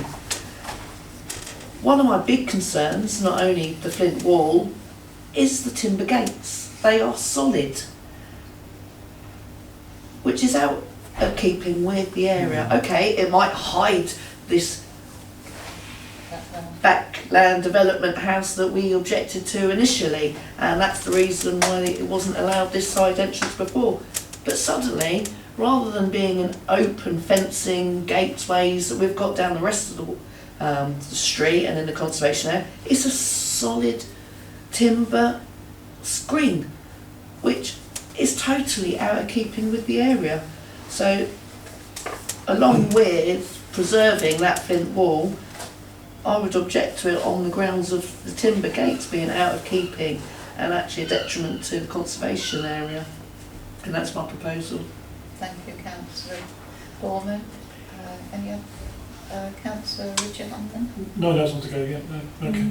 No, that's interesting. What's 18A? What if you haven't heard from 18A? What their comments are on it? So I don't know what their jurisdiction is on 18A, or would they just go what number 18 does? I mean, we haven't heard, have we? Yeah, no, say, you've just got to go with What we've got. What we've got. They haven't, nothing, yeah, I couldn't see anything from 18A. Yeah. Because essentially you'd have two gates effectively, wouldn't you? Yeah. Councillor Olivia Hanneman? Yeah, I have to admit I was dithering about how to go, which way on this, because obviously reading the reports and the conservation officer saying about the fact that, you know, it needs repairing, put it down, start again. Repairing and knocking it and start again, I was like, okay, that's fine. But now having heard, but I'm also aware that, you know, we do need to save things, but young families and everything else, but having now heard Councillor Lord, who has explained the significance of this flint wall, then I'm erring now that we need to not have it demolished and not be rebuilt. If it's historical and conservation, then yeah, I was very much which way do we go with this one. Are we allowed to ask a question? Just one further point. Sorry. So, if I repeat, if it had been straightforward, flint wall, we won't be having this discussion. It just happens to be a third, complete different times, different mortars, different styles. And to be honest with you, that's the first time seeing it in Sussex. That's the problem. How do you repair a wall like that? Because it seems like I'm sorry, you've had your chance. I can't allow the public to intervene while we're debating the application. Sorry.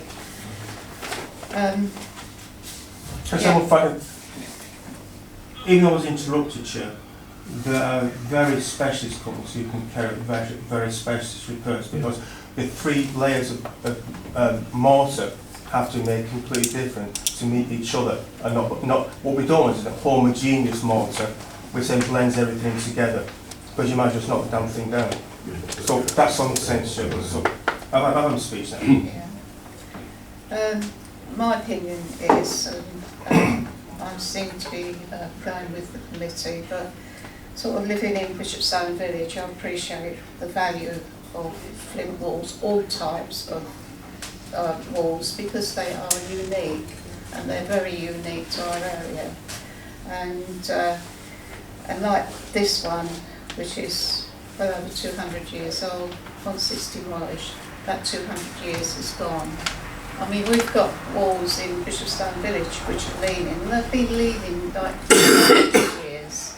So, because they were built so strongly, they seem to withstand. I mean, there's one wall where the tree's there and the wall is bulging out like that. But it's still, yeah. So I do feel that on this occasion, I agree with Councillor Foreman, with the solid, close wood gates, it's totally outkeeping in the conservation area. When you look along the road, it's more like iron gates, which look quite attractive. And so even on that, I would object to this application. So we have got an objection on the table by Councillor Foreman. Does that find a seconder? Councillor Lord. Any other comments? Councillor Buchanan. If this, thank you, Chair, if this wall is so special, should we be making that point in the reply back to Lewis? Yes, fair point. Just good point, Councillor, Yeah. thank you. Yeah. Are you happy with that, Councillor? Yeah. Okay. So can I just put on the screen what we said in the last one? Yeah. So this is what the town council's objection was with the last one.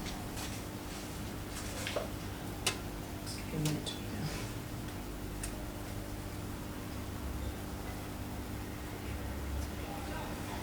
it. But this it's more of a unique Yeah, construction, that's the we issue. want to add in about the uniqueness of the wall. And add in about because obviously with this application there's the timber gate, so Councillor Borman's proposal was that it's out of keeping with the area. Yeah. So I would add that in, if you're happy with that being the proposal. Yeah. Do you want to elaborate more on what Councillor Lord said? Yeah, I've written that down here, sorry, I haven't Yeah. written that on there. So that's what we did last time. This time I would use elements of this to talk about the conservation area and the history, but we're going to add in about the unique and sort of special. Bungarouche. Yes, I've written that down, but I might have to Google, Google, Google that. It's Bungaroush, Bungarouche. It's an old English word, meaning a rough built wall. Okay. Okay, so unless there's any other comments, can I have a show of hands of objecting to this application? And that is unanimous. Thank you for coming and putting your points over. You're welcome to stay for the rest of our planning applications, but if you want to go at this point, you're most welcome to. We left that in section 7. Right, shall we move on and Please, Chair. complete our You planning put clauses in the applications? letter, I think we can speed through now, don't we? None of them are too contentious. Oh, I don't know. I knew it was going to take a little while, but yeah. Okay, right, we're back on track again. So, planning application. No, sorry, I'll just get them on. Planning applications received in the week commencing Monday the 29th of July, LW/24/0484, 57 Blue Haze Avenue, replacement of existing conservatory with a single storey extension at the rear. Councillor Buchanan. Thanks, Chair. I couldn't find the drawings on the website. No. Neither could we. None of us Oh, could. that would be one. Yeah. So, we can say that no comment because insufficient information of no Well, it plan. does say existing, so we can only assume by association existing is like for like, so there's a conservative there, he's replacing it. Yeah, but when you look at the block plan, it looks like the extension might be slightly bigger than the conservatory. It's just very faint. Some of these block plans are always too detailed, don't they? I suspect we wouldn't object, but without them seeing the drawings. Yeah. Can't set precedent by going, it's fine, don't put any pictures in. I mean, all we know, it might be extra high. You know, we don't know. It says single storage, but I don't know. It's the second one. Have you seen that one? Yeah, it's just a block. You enlarge it, you can just see a line going through. Oh, it's slightly longer. Oh, I didn't, okay, fair enough, didn't see that, right. So I think you need the plans to Chair, make a decision. Councillor. I mean, thank you, Chairman. Yes, I mean, one thing I did notice, obviously, it's flat as opposed to pitch roof. I noticed that. I don't know if that's better or worse. It just depends, doesn't it? Normally, that's a cheaper option, isn't it? Flat roof. well, picture probably impinge on a window above the Yeah. bedroom, so. Oh, you can do that. Yeah, if you've got a slightly larger room, you can do Yeah.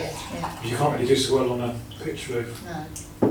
So, but we haven't got enough information anyway, so we want to say tell them that.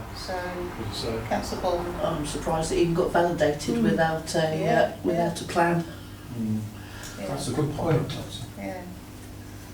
So, we make no comment because of Back off. insufficient. Can we request an extension? Yes. Yes. And that it shouldn't have been validated without a... Yeah. Well, they may have got drawings, but they just didn't deliver them to the website. Oh, It talks about drawings were submitted Yeah. or available. But we can't, No, we you can't can't make a decision on that. So we'll have a look for someone. Right, so can I have a proposer and seconder, please? Thank you, Councillor Buchanan. So by Councillor Boardman, show of hands. That's unanimous.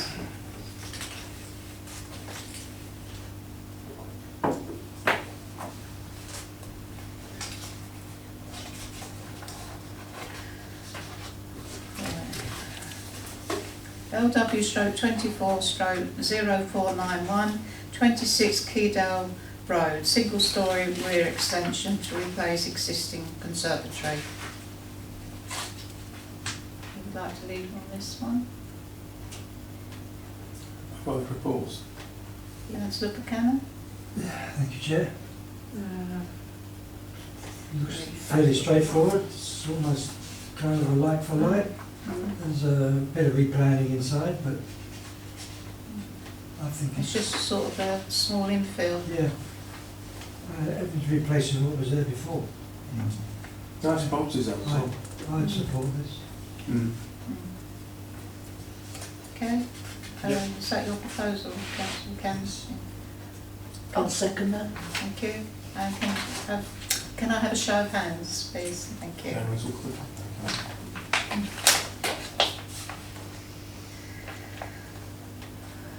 LW/24/0503, 18 Broad Street. Change of non-original timber shop front to a new aluminium frontage. This is Cam's, the nail bar. Yeah. Councillor Law. Yeah, Chair, I look, so I'm looking now. The timber frame's falling out, it's rotten as a carrot. And if they're going to invest quite a substantial few £1,000s on something, I think to keep the High Street alive, or Broad Street it is, I think we should support this application. Thank you, Councillor. Councillor Livy. I was going to say, when reading about this one is as well, it does say other properties have done the same thing with the aluminium, so it's just, it's a proposal as well. Oh, I second. Yeah, thank you. It's keeping with all the What other other shop shop fronts, isn't it? Yeah. It's because that's part of the conservation area. Okay, unless there's no other comments, can I have a show of hands supporting the application? Thank you. Planning applications received week commencing Monday the 5th of August. LW/24/0493, 8 Jubilee Gardens. Demolition of an existing detached shed and greenhouse base at the side elevation and replacement with a single-storey detached outbuilding.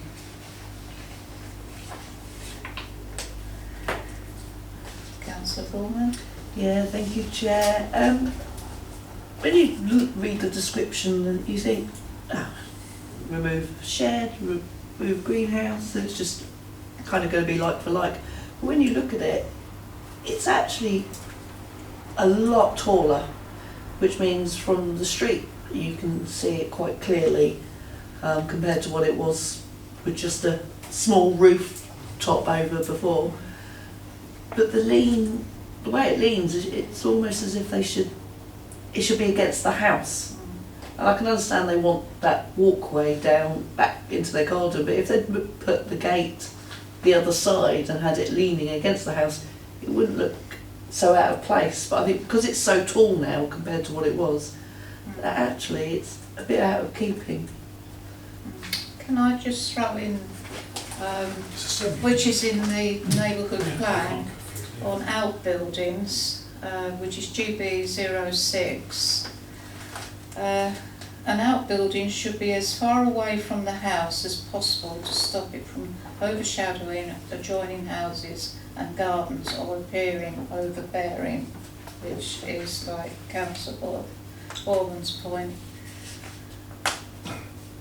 Detached outbuildings sited very close to the house should not be allowed, and that's in the neighbourhood plan. So I'm just throwing that in.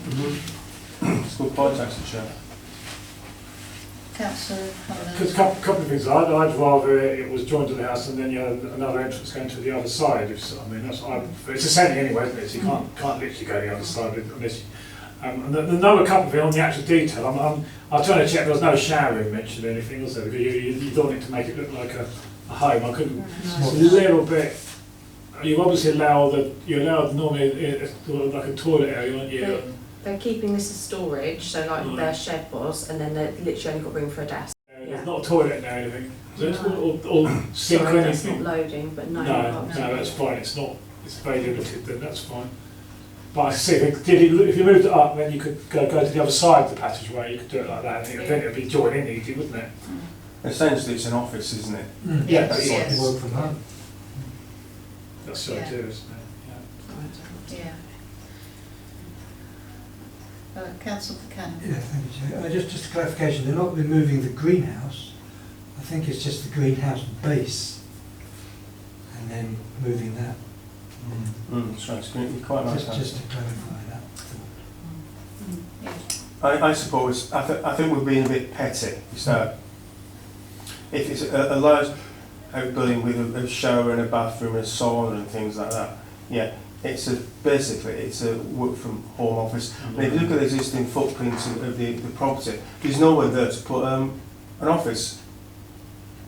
Because you've got a dining room and a lounge, and that's about your lot. So a kitchen, so they've nowhere else to put an office. So, to be honest with you, it may be going against what we have in our neighbour plan, but it's so small. I think it would be a bit petty to throw it out. It's the impact on the height Well, from the there is that, street but listen, scene, there's no, yeah. I said no personal. That's why I policy. brought that up. Yes, I know, Shirley, you're quite right. Sometimes, actually, if it had been twice as big as that, then I'm 100% right. It's so small. What, it's about 6 foot wide, is it, something like that? I'm just looking at the height. 2 meters wide, is it? Isn't it? Well, it can be more than 2 point, that's, Sorry, that's 2991. yes, high. that's 3 metres basically, it's 10 foot, and it's probably about it's about just over 2 metres wide, I guess, looking at about 7 foot wide, because it's a 2'8" door, probably 2 foot window frame, that's 246, so it is quite small. Personally, I know we're going against what we say we shouldn't do for a neighbourhood plan, and I agree with Councillor Bowman that I prefer the sort to be, so the gutter is on our property, not on the other side, but you can't cross the boundary fence, I know that. It's a work from home office, for whatever reason, probably stores there for Amazon parcels and things like that, I don't know. I'm going to suggest that, well, I'm going to support it, but I'll be led by other members of the committee. Okay. Can I just Yeah. ask that you bring up the existing front, This bit. that bit there, and then the proposed front as well, just to, Yeah. sorry. That's all right. Yeah, so that's the proposed, that's the existing. So from what you can see at the minute, compared to what the height's going to be, But the shed's always looking, you're always ducking to get in the shed, aren't you? Yeah, that's another though, good, in terms of where the... but the impact on the street scene from Yeah. just a small point to, I can also see why they've got it away from the house for maintenance. But it is the height what concerns me. It's 10 foot high, basically, it's about Yeah. higher than the street. It wouldn't be so conspicuous if it was a flat roof. Yeah. Sure, don't you start. That wouldn't be, no. Yeah. Could I just come Yeah, back Councillor in the London. sense of the location? I thought it's not been upset other people because it's the end of a close or something, isn't it? If you go on a location plan, what I mean, look at it, it's not going to upset. Yeah, it's not going to upset other neighbours in that sense. But it's the front you're more worried about, Chair, isn't it? You're more concerned on, isn't it? So it's this one, So and that's where it is now. Yes, Mm. back in the... So yeah, I'm looking close. So it's Yeah. sort It's of. their garden next door. And they've got See, the it on- neighbour would have a good view of it. Well, they go in the wouldn't other they? side, don't they? They No, go in. quite, yeah. Lex and Dry go in the other way, don't they? Mm. So. It's the wrong way around. They've got something here, I don't know why that's not on there. I saw it earlier. It's just voting at yes or no.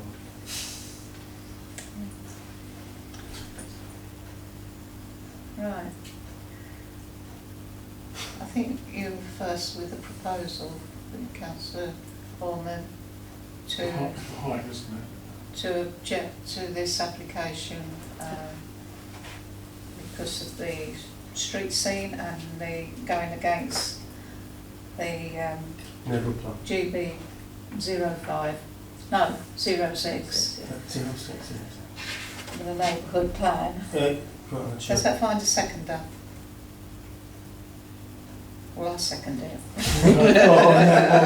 Because you brought the book, Chair. So can I have a show of hands?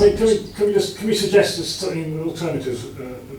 No, we could have almost more lower roof and can we do a suggestion in it just to make? I think if We support the principle of it.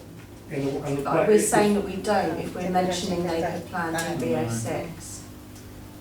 I mean, you really got to decide on what's before you. On the plan.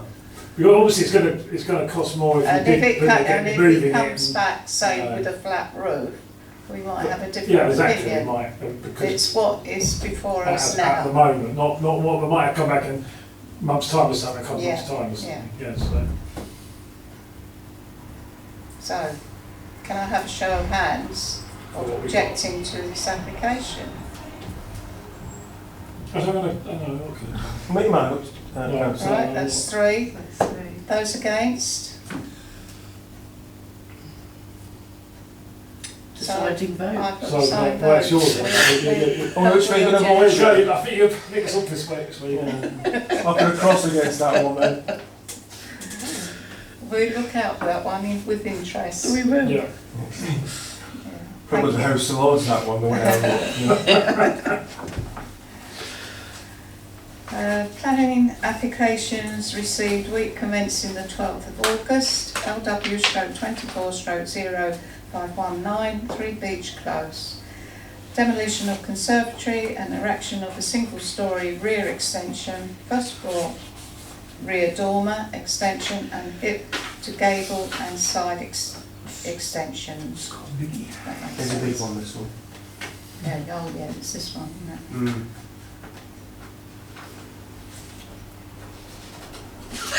There's 2. We always look at you with this. People must have some on it for about, I don't know. I think you'd end up moving, wouldn't you? Would be easy, wouldn't it?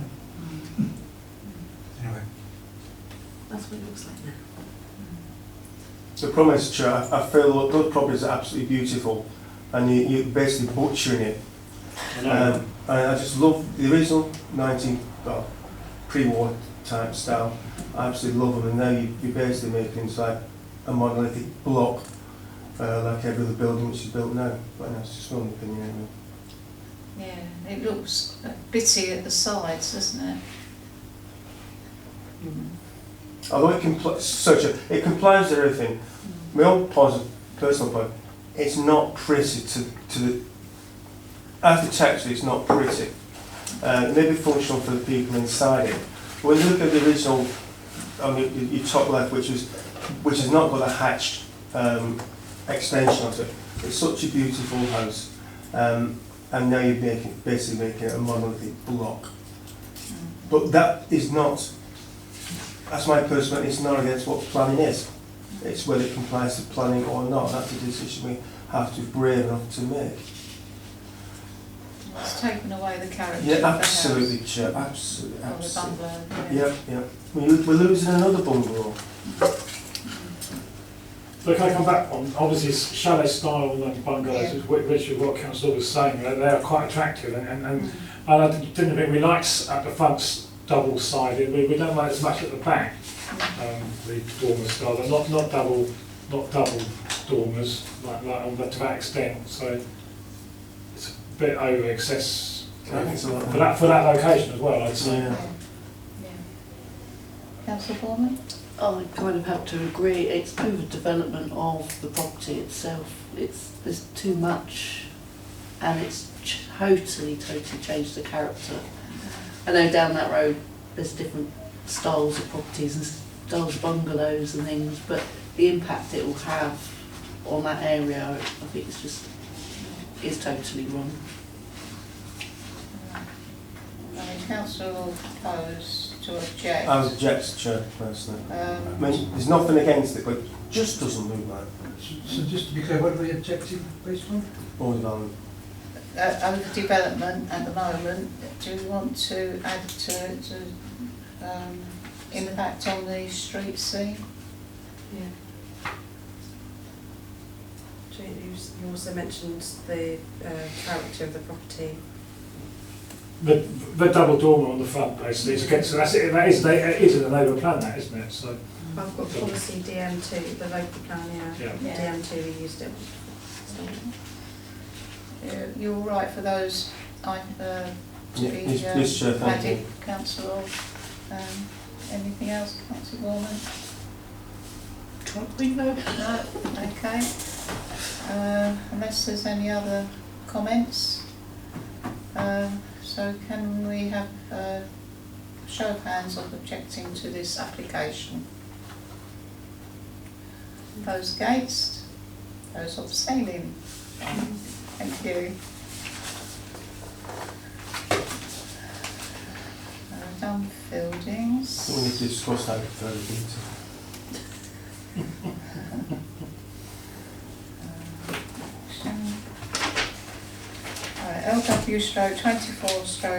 LW/24/0529 1A Downsview Road, part conversion of garage, replacement from front porch with alterations to fenestration and associated hard and soft landscaping.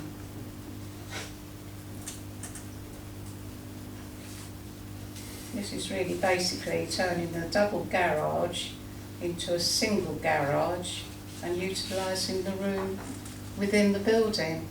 Making it an office And building, with a small infill at the front. Can I make a comment? Yes. No, I don't think the garage, it'll ever be used as a garage. What's left, it's gone a bit narrow as well, isn't it? So I don't think it'll ever really be in our garage what's left. So just a storeroom. Basically, yeah, it's a storeroom effectively, yeah. Yeah. Well, that's not an issue, is it? I propose we accept it, Chair. Councillor. Yeah. Propose we accept it, straightforward enough. Okay. Is that fine, seconder? Councillor Foreman? Any other comments? So can I have a show of hands supporting this application? That's unanimous.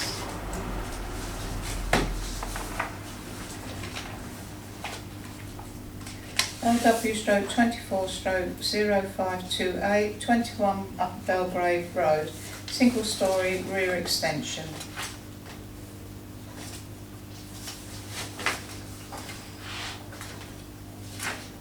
Oh, sorry, I think I just stopped. This one. I was going to say how elegantly you've opening up. Right, what do we want to see? System.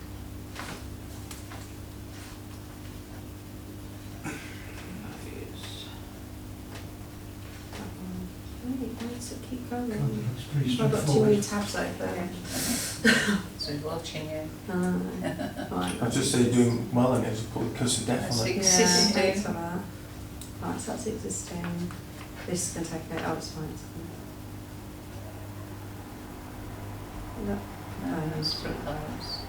Oh yeah, that's Yeah. the middle bit where it's higher than the roof, the guttering on the roof, Mm. but it's at the back. Bit of an eyesore, but I don't think we can turn it down to that. it's a bit of an eyesore, but I can't find any reason apart from being an eyesore. We've got grounds to say It's at the it. back It of the is what it building. is, you know. So can I have a proposer, please? Councillor Buchanan. And a seconder, Councillor Lord. Yeah. And a show of hands that we support this application. That's unanimous.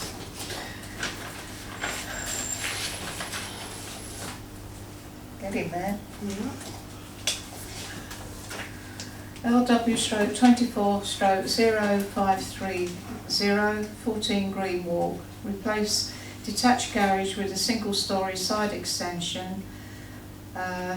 Two first floor dual pitch rear extensions and a single storey front porch. Comment from our officer. Oh, yes, no, that's me. Yes, so there was a previous application Yeah. for this that was the agreement of the detached garage, which the committee agreed, supported, sorry. It wasn't Wasn't Bill, unanimous. wasn't it? Wasn't Bill. Wasn't it?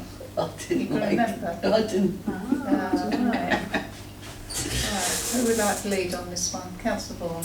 Yeah, it just seems to be now with a front porch and everything else, that it's actually going to be a dwelling rather than garages, and that is if that's how I see that it's kind of going, that it's slowly going to become more of a dwelling. Hotel, you mean? I didn't actually like, I thought it was too big for the front of the property anyway, and I think with what they're Because it's joining it rather than being separate now, isn't it? Yeah. Any other comments? I think you're a brave man, Chair, to reject this, because I think it's quite large, but it's a large house and can accommodate in an area which can accommodate this type of house. So you'd be a brave man to reject it, because I think I agree with Councillor Boyd. It's a bit of an overdevelopment of an existing property, and the property is quite large anyway. Councillor, did you I have was your just hand? going to, yeah, well, I was just going to, I didn't realise I put it down because I thought they were going to repeat what Jim, Councillor Lord said, but Green Walker's got a lot of mixture, quite big houses, Yeah. and it can take big houses, they're not out of character if you put more on them. Yeah. Personally, I think we should. I propose we accept this application. Okay. Is that fine? Seconder? Councillor Hanlon? Any other comments? And show of hands supporting this application. And those against? Abstaining? Thank you.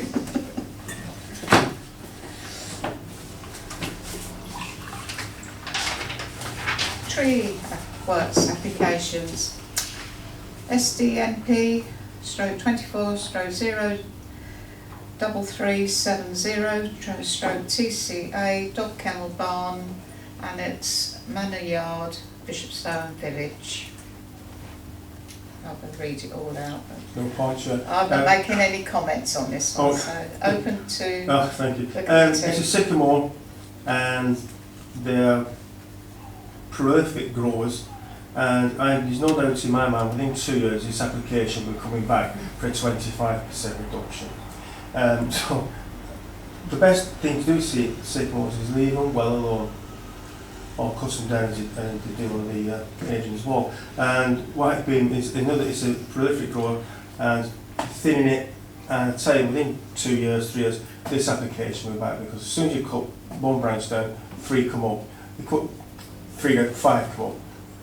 And you cannot say anything more about it. However, in fact, you're creating a rod for your own back, a sycamore rod, by the way. So yeah, I support the application.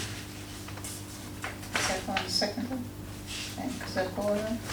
And can I have a show of hands, please? And that's unanimous. So we go on to agenda item 7, page 15, and it's the update report, which you're asked to note unless there's any questions, or do you want to make any comments? The only thing I just want to bring your attention to, if you haven't already seen it in the report, is the changes to the road closures. With the applicant had put in some wrong dates. I have had the notification today that they have gone through and they've been accepted, so it's just to note those changes to the road closure dates. Councillor Hanneman? These one about 22 Sterling Avenue. Can I just clarify? It says the following conditions have been applied. So basically, the outbuilding cannot, as it says here, cannot be used for any type of accommodation. How do they actually really monitor that's not happening? I think maybe neighbours. There are our neighbours, to be honest with you. Yeah. For example, the manufacturer is 47. Yeah. Councillor Cannon? Thank you, yeah, sorry, a bit retrospective, but on the big house in Green Walk, can we talk about the ideas of the Swift boxes and your Swift bricks. Sorry, we're going back. Oh, Yeah, sorry Actually, about back that. on the I agenda. only just thought of it. okay.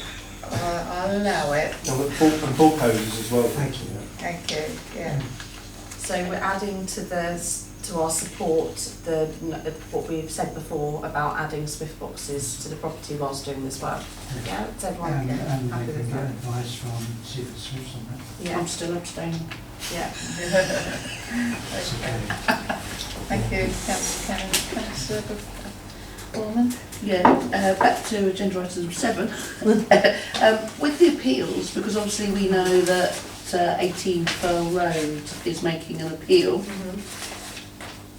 We had obviously put an objection in before, and we will be allowed to add to that objection when you do. Yeah. Well, can we add the comments that Councillor Lords made about Today. the wall Yeah. from today Yeah. to actually go with, just to add to that, how Yeah. special that wall It's and quite it's unique wall, wall that is, and all about that to our previous objection. Well stated. Yeah, that's Right. fine. Sorry, just to add, if Councillor Lord hadn't had the expertise to know it, we We would have would known have, it. yeah. And therefore, why wasn't that put in the report? Because the people who did the original report weren't aware of the fact how the wall had been constructed over a number of years. But that's what I mean, if Councillor Lord hadn't been aware of that, we wouldn't have been aware of that. Well, I said to Daniel Wood when he was leaving and his mum, I said, look, a normal flint wall, I'd have voted it through, but it's not a normal flint wall. And that's the big It's difference. why it's been built, yeah. Well, sorry, I was going to say, we could have said, you know, fine, that's why we did See, it. we've always gone on the historical side, but now you've got the supporting evidence to back up But that we historical didn't have side. that information, that's what we're Yeah. saying is, we And didn't have to be honest with you, it's still by me going up today. I thought, it doesn't sound like, so I went up and had a look at it. I met him there. It's a cold call, not made any arrangements, cold call that. And I said to him, it's a sandwich wall, what's that? It's a third one construction, middle third's another, the top third's another. I said, I've never seen one before in my life. He said, no, I said, I deal with thousands and thousands of metres, and I said, I've never seen one like this before in my life. But I didn't make any commitment on going for it or not. Yeah. And then he said, I've got children. I said, well, I'm not being funny, Dan. I said, children soon grow up. I said, the had two little girls, who were beautiful little girls, like that. I said, in 10 years, I said, they wanted to do anything with you, they'd be in the bedrooms playing the games and whatnot. I said, so they soon grow up, you know. And I said, it's not the M1 going past your house, is it? I said, probably 2-3 cars a day, something like that. And so, you know, but I was more concerned. I've never seen a wall like it. It's so, and the report which has been produced by the conservationists, he doesn't know what he's talking about either. Makes you wonder if he even bothered to go and have a look. Well, I think, look, the draft guys take a photograph and do a report. I was there for about, a good half hour, 3/4 hour with him. But it's important you do that, because if we just say we're not going to do it, he won't know why. Just quickly for each year, I bet Councillor Lord knows this. That arch gate, the wall, Yeah. which they don't use, do they? Because they can just walk through. They don't, because behind it, there's some steps, it's all overgrown on the inside. Is that special? No, it's not. No, I that's think not. that's built about in between the walls, something like that. Oh, And it's right, not been so particularly it- well done. And I said, what, are you going to use the existing bricks? He said, yeah. I said, well, they have a job. I said, because the mortar they've used on the arch, on the actual construction, Yeah, yeah, the mortar's too hard. That's a cement mortar. I said, as soon as you start touching the bricks, they'll just shatter. I said, you're going to have new bricks, so them bricks are unusable. I said, yeah. You can't, I just know by looking at it, you can't use them. And, there's been some rotten repairs done as well. Well, that's down to them to sort of. But I did say to them, let's go out. I know a man who specialises in flint wall, who's taught me all I know, whatever I on to you. I said, what I will do, I'll give you Daniel his number, and he can come and do the repairs, and do the repairs in 3 different types of mortar. But if he's not going, he's passed his being sort to his 2 sons, they're at school and started working with him. Because that particular type of mortar on the bottom, you need about 6 or 7 ingredients to it. It's not just the lime and sand. The middle one is a lime, sand, and a particular type of Sussex grit, which you can't get anymore, but they found some in the Midlands which they can ship down to you. The top one is just a straightforward lime, grit, sand, mortar. So it's So actually, if you just point it all up as one, you lose a character. Just coming in 3 bands. Whether we can enforce that, I have very much doubt in people. Anyway, that's my Thank 2 you pence. thank you very much for that, your input. Thank you. So, unless there's any other, No, just saying, everyone's No, starting to quite- get moving, and it's like we can't finish the Yeah, meeting. no, it's Let's- quite, let's- yeah, I'll talk to Councillor privately. Yeah. Yes, well, that's what I was trying to do. Are we finished? Unless there's any other comments, can I have a show of hands that we've noted the report? Thank you. Right, declare the meeting closed at 9:25. Well done, everyone.